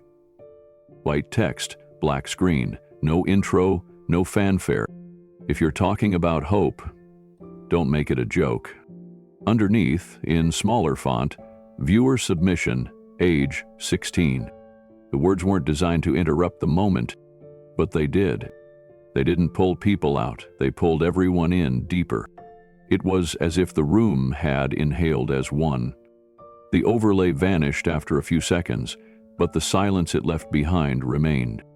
In the booth, a sound engineer muttered under his breath, "That wasn't supposed to go live yet." The producer stared at her screen and whispered, "Let it be." On stage, Whoopi froze. Her hands trembled slightly on the desk. Her lips parted, but no words came. The message wasn't about her directly, but it had pierced through something she hadn't expected to show on camera. Doubt. She looked down, then up again. It was Keanu who broke the silence. His voice was quiet, steady. This wasn't an accident. He didn't glance at the screen. He didn't need to. It's not a glitch. It's not bad timing. It's what needed to happen. He placed his palms gently on the table, not with force, but with finality. "This show started as a segment," he said, "but something else showed up in the middle of it. And now, it's here. We either pretend it didn't happen, or we sit with it." He rose slowly from his seat. Not in protest, not in dramatic defiance. He stood like a man giving weight to the moment, grounding the silence with presence. The audience remained seated, but upright, alert, leaning in. Keanu didn't look at the cameras. He looked at Whoopi. This isn't about belief versus doubt. It's about what we do when we hear someone cry out. He glanced out toward the crowd now. That 16-year-old didn't post that to be clever. That was a flare in the dark. He paused, letting that sink in. And our choice now is whether we ignore it or we answer. The weight of that line fell into the crowd like an invisible stone dropped into still water. No one clapped. No one even shifted in their seat. Because they knew, deep down, that a line had been drawn, and they had all just crossed it. Keanu remained standing, not to elevate himself, but to become level with the truth that had just entered the room. Behind him, the studio lights burned evenly, but the energy had changed. The room didn't feel like a stage anymore. It felt like a crossroads. He looked back at Whoopi. Her hands were now flat against the desk. Her expression had lost its sharpness. She wasn't shielding herself behind wit or counterpoint.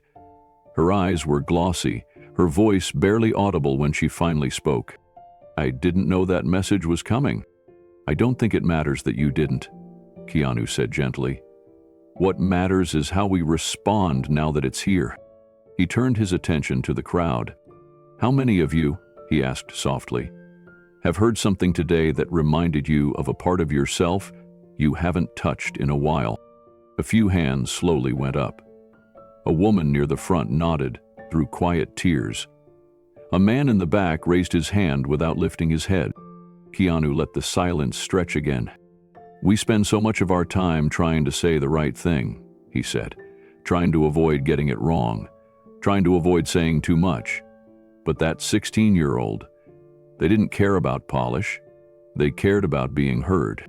He looked around the room, and they trusted this space, this show, with their fear.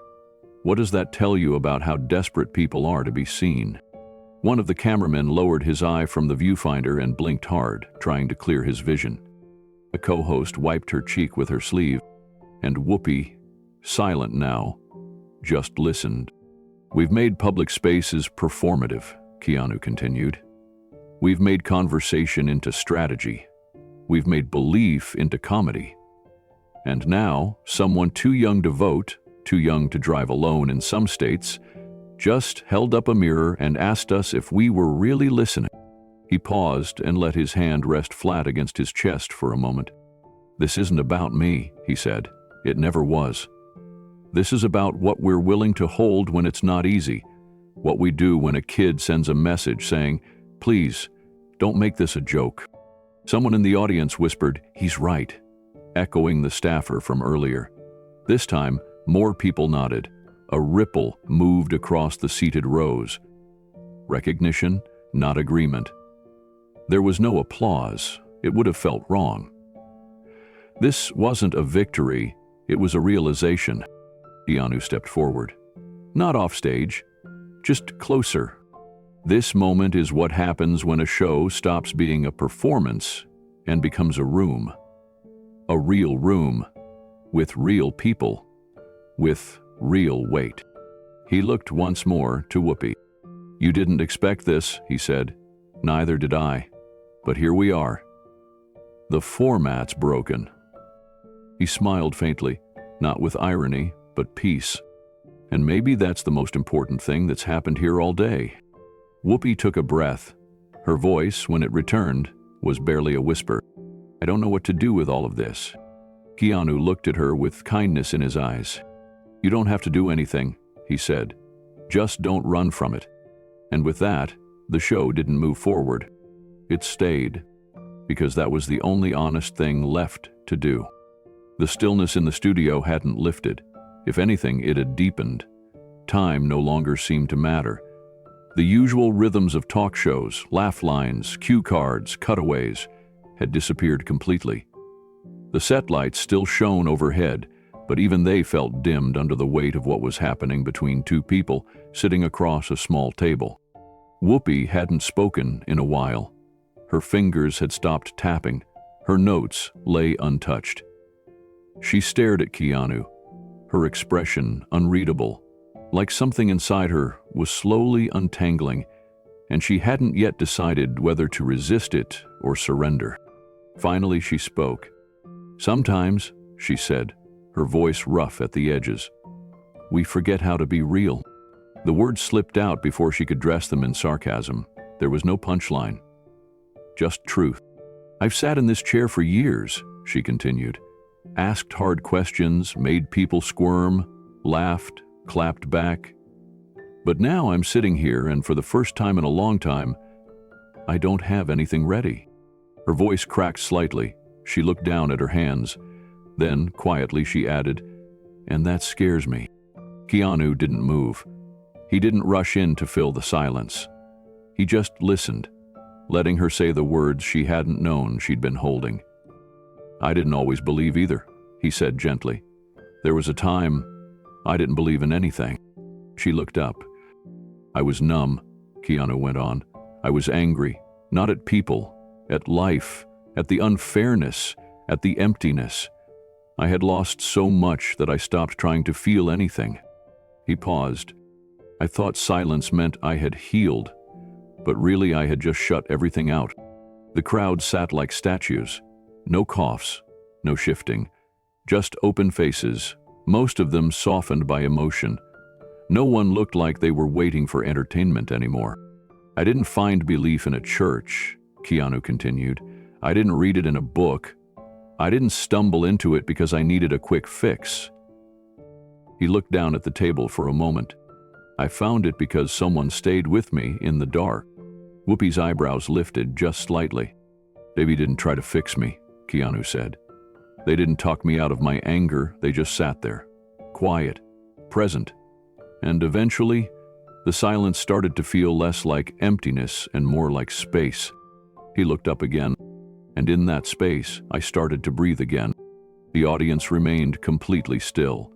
A few heads bowed, not in shame, in reverence. "You don't have to believe what I believe," Keanu said, now looking directly at Whoopi again. "But please, don't mock what kept someone else alive." The line didn't sound rehearsed. It didn't ring out like a clapback. It settled, soft, heavy, true. Whoopi blinked fast, once, then again. She reached up as if to adjust her hair, but her hand hesitated near her cheek. A single tear had slipped free. She wiped it quickly, hoping no one noticed. But the camera noticed, and so did the people watching. Whoopi looked away for a moment, not out of shame, but to collect herself. Her throat tightened. She cleared it gently, but didn't speak. Her voice, so often her sharpest instrument, had nothing left to deflect with. No retort, no redirect.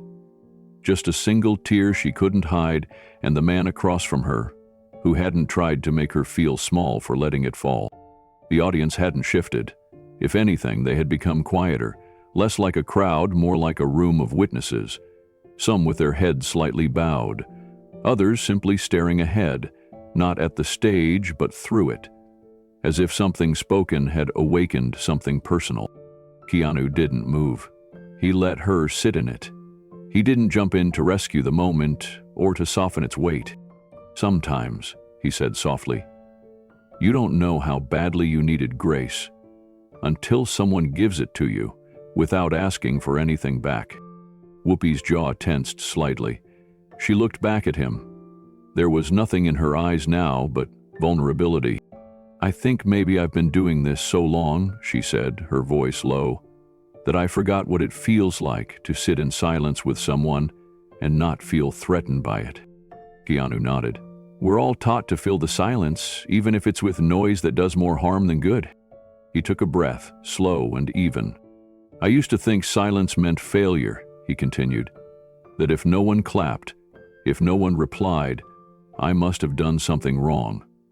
But I learned, after a long time, that silence is where truth echoes the loudest." Someone in the second row wiped their face. A few audience members had instinctively taken one another's hands. There were no stage directions for this, no segment notes, just stillness. Whoopi rested her hand near the edge of the table. "So what do we do with this?" she asked. "This moment, this conversation. What happens now?" Keanu looked out over the crowd again. "We let it be real," he said. "We don't polish it. We don't clip it for a highlight reel. We let it live the way it happened." A long pause followed. The camera zoomed slowly, not for drama, but for presence. Whoopi looked down at her hand and then back up at the man, who had come on her show without a script and had given her something she hadn't expected. "You came here to be honest," she said. Keanu replied, "I came here hoping honesty might be enough." She blinked again, slower this time. A second tear rolled down her cheek. She didn't wipe it.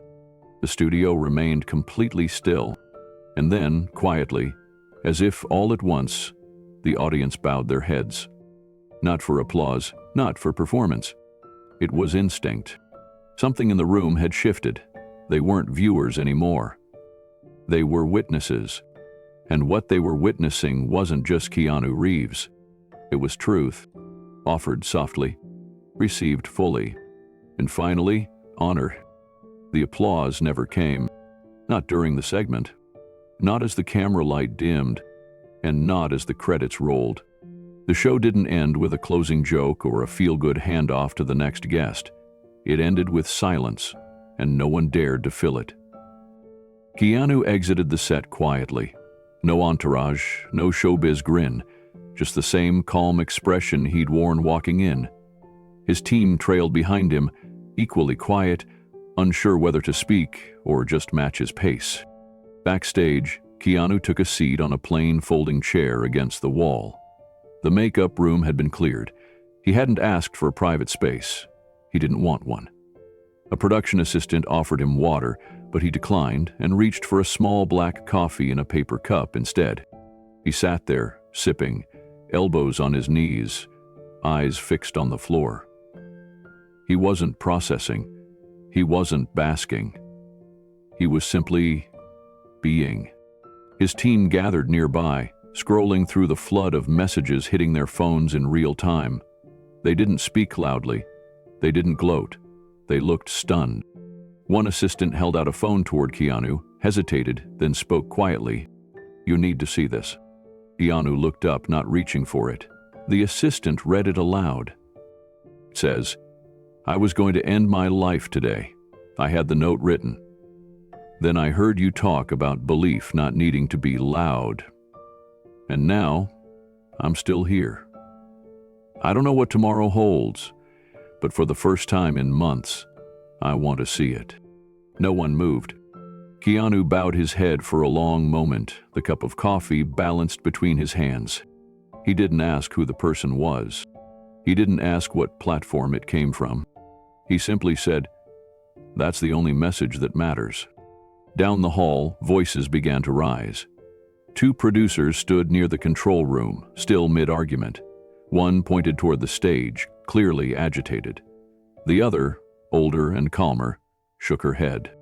"We lost the show," the first producer said. "We lost control." "No," the other replied quietly. "We made history." Another producer stepped between them and looked back toward where Keanu sat. "The internet's going to eat this alive." "Let it," the older woman replied. "They can have it. Something real happened. That's rare. Don't touch it." Inside the dressing room, another phone buzzed. One of Keanu's team members answered, listened for a long time, then walked over. "That was a network executive from another studio," he said. "They're offering you your own show. Long form, open maggot, no script. They want to give you a platform." Keanu didn't blink. "Tell them thank you," he said, "and tell them no." The assistant frowned. "You sure? They're saying anything you want." Keanu set the coffee cup down beside him. "This moment can't be duplicated," he said. It wasn't content. It was truth. The assistant nodded slowly, then stepped back to make the call. Keanu stood and stretched his back slightly. His body hadn't moved in nearly an hour. He walked toward the side door leading to the lot. Outside, through the glass, he could already see them. People. Dozens. Maybe more. They hadn't been called. No official tweet had gone out. There was no trending hashtag yet. No banner held high by media crews trying to chase the aftermath. But outside the studio, the people came anyway. They weren't shouting, they weren't chanting, they weren't holding phones in the air for clout. Most of them stood quietly, some with folded hands, some with tissues in their palms, some just watching the door. A few had brought signs. Not protest signs, not political messages. Handwritten cardboard, plain white poster board, scrawled in thick marker. "Faith still matters. I believe again. You spoke for me." The guards at the door didn't try to move them. They'd seen fans gather for celebrities before, but this was something different. The atmosphere outside felt the same as the one inside. Muted, still, reverent. Keanu stepped through the doors slowly. No sunglasses, no security. He didn't wave, he didn't smile for pictures. He simply looked into the eyes of the first person near him, a young woman holding a sign that read, "My brother would have loved this. He needed to hear it." Keanu nodded. He reached out, gently placed a hand on her shoulder, and said only 4 words. "Would be proud." She started to cry but didn't fall apart. She nodded, holding the sign to her chest, as if it weighed more than it looked. He kept moving, not quickly, not slowly, just purposefully. And every few steps, someone stopped him, not to ask for an autograph, but to tell him something they hadn't said to anyone before. "You helped me believe I'm not broken. My dad died last year. You said what I couldn't. I don't go to church, but I still pray. And I stopped feeling ashamed of that today." Keanu listened to each one, never interrupting. He didn't try to give advice. He just stood with them. Sometimes he nodded, sometimes he said thank you. Once, he took someone's hand and didn't let go until they finished speaking. Back inside, the producer stood watching from a window. One of them, a junior staffer, whispered, "I've never seen people react like this. Not even when Beyoncé was here." The executive producer didn't reply. She simply crossed her arms and kept watching, a strange expression on her face. Part awe, part guilt, part hope. On social media, the first clips were already up. Keanu's calm voice, Whoopi's single tear, the message from the 16-year-old, the quiet line, "You don't have to believe what I believe, just don't mock what kept someone else alive." Within minutes, the comments exploded. It made more lives in that interview than some do in their whole career. "I came here for drama, I left with perspective. This is the first time I cried during a talk show and didn't feel embarrassed." The segment had been planned to last 15 minutes. It had gone on for nearly 40. It wasn't trimmed, it wasn't cut. They let it air unfiltered, and for once, no one cared about format or pacing or even ratings. Because what had happened wasn't a broadcast. It was a reckoning. Back in the hallway, someone from the network approached Keanu, a polite woman in a blazer, holding a clipboard with next steps. "We'd like to follow up about today," she said carefully. "The response has been overwhelming. If you'd consider a series, a platform, something meaningful." Keanu stopped her gently with a slight shake of his head. "I meant every word I said," he replied, "especially the part about not trying to repeat what was never meant to be a performance." She paused, then slowly nodded. "We understand." He turned back to the people outside. The sun was beginning to fall lower in the sky. A warm light touched the faces of those still gathered. "You know," one of his assistants said, stepping up beside him, "this'll be everywhere by nightfall." Keanu nodded. "I'm okay with that," he said, "but I don't want to chase the echo. Let it ring on its own." A gust of wind moved through the lot, fluttering one of the posters someone had set down at their feet. It read, in thick black ink, "Hope isn't noise." Keanu looked at it for a long moment. Then, quietly, he said, "No. It's the only sound that ever brought me back."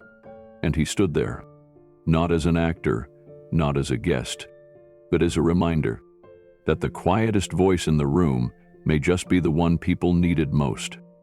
The lights on set had been shut off, but one soft beam from overhead still glowed across the table where Whoopi sat. Alone now, her hands clasped tightly in front of her, elbows resting on the polished wood that had hosted 1,000 interviews. The energy that once surrounded her stage presence was gone, peeled away by a moment she hadn't seen coming. The crew had cleared out quietly, giving her space, perhaps unsure whether to let her be or ask if she needed anything. She didn't. What she needed, no one in that building could give her. She remained seated in silence, eyes fixed on the cue cards scattered like autumn leaves across the tabletop. They weren't in order anymore, Some had fallen onto the floor. Others were still gripped loosely beneath her fingers, creased, damp at the edges where she'd held them too tightly for too long. But she wasn't looking at the cards for answers now, because the answers had come, just not from where she expected. Keanu's voice still echoed in her ears, not as dialogue, not as debate, but as something deeper, like the last note of a song that hangs in the air long after the final chord fades. She could still hear him. I didn't always believe either. I was numb, angry, until someone stayed with me in the dark. Those words replayed, again and again. She found herself mouthing them as if trying to grasp the weight in each syllable. I didn't come here to win. I came to be real. That was the line she hadn't known she needed.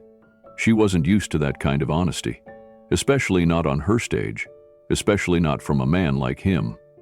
People came to her set to play, to promote, to charm and spar, but Keanu came with silence, with pain, with conviction wrapped not in bravado but humility, and the effect had been seismic. The tear she'd wiped away earlier hadn't been the last. Another now slid slowly down her cheek. She didn't rush to catch it, she just let it go. Across the room, her reflection in the darkened monitor stared back at her. Not the media veteran, not the quick-witted host, just a woman who'd been publicly reminded of something she'd buried. A part of her had once believed too. Long ago, quietly, privately, until the world taught her to laugh louder than she prayed. And now, sitting in the silence left behind by Keanu's voice, that part of her stirred. She spoke aloud, not to anyone, just to the space. Maybe it's time I start listening more. The room held that confession gently, as though even the walls knew not to reply. Meanwhile, outside the building, the sun had dipped low behind the tall downtown skyline. Streetlights flickered on, casting a warm amber glow over the lot. The remaining crowd hadn't left. They stayed, not for spectacle, but for stillness, as if what happened inside had drawn something out of them too. As if standing in the same air Keanu had walked through might let them carry a piece of it home. A few signs still waved slowly in the soft wind. Faith still matters. Thank you for speaking. We needed this. And just outside the doors, Keanu stood. Keanu stood at the edge of the studio lot, just beyond the shadow of the building. He wasn't posing. He wasn't making a statement. He was simply there, still, grounded, hands in his pockets as the evening settled in around him. People gathered in a respectful half-circle a few feet away. They didn't crowd him. They didn't push for selfies. They just stood quietly, holding signs, or nothing at all, offering their presence like a thank you. The kind of thank you that has no real words to carry it. One man stepped forward, middle-aged, eyes rimmed red. "You said something in there," he began, his voice shaking. "That part about being angry, about silence feeling like space." He paused. "That was me." Keanu nodded gently. "It was me too, once." The man swallowed hard, looked down, then looked back up. "I just needed to say, thank you. For not turning it into a sermon, you just showed up." Keanu smiled faintly. "Sometimes showing up is the loudest thing you can do." They shook hands. The man stepped back into the crowd, and no one spoke for a while. The silence wasn't awkward, it was shared. Then Keanu turned toward a small camera set up by the crew near the sidewalk. Just one lens, no script, no studio light. He stepped forward slowly. "If you're watching this," he said, voice calm and steady, "and something in today's moment made you feel something, don't scroll past it." He looked directly into the camera. "Share it. Not because of me, not because of any headline. Share it because maybe, just maybe, someone else needs to hear that belief doesn't make you weak. It means you're still trying." He paused. "We've built a world that rolls its eyes at quiet conviction, that laughs at faith, that sidelines anyone who leads with love instead of noise. But the bravest thing we can do now is care. Another pause. To those of you who've ever been laughed at for what you believe, I see you. I hear you. You're not alone. You never were. He looked up at the fading sky for a long moment, then back into the camera one last time. I didn't say what I said today because I needed to be heard. I said it because someone out there needed to feel less invisible. He stepped back. The camera stopped. No one said cut. Across the lot, the crew began packing up. The crowd started to disperse in slow waves. No one rushed. It felt like leaving a sacred space, not a broadcast. Inside, the studio remained empty. Whoopi still sat in her chair, eyes closed now, as if replaying the moment again and again until it didn't feel like a segment, but a shift. And as the screen faded to black, a single line appeared. Sometimes the quietest man in the room holds the loudest truth. Then came two soft questions. Have you ever been laughed at for what you believe? Tell us in the comments. What do you want Keanu to speak about next? Let us know below. And with that, the silence returned. Not empty, browbeat, full.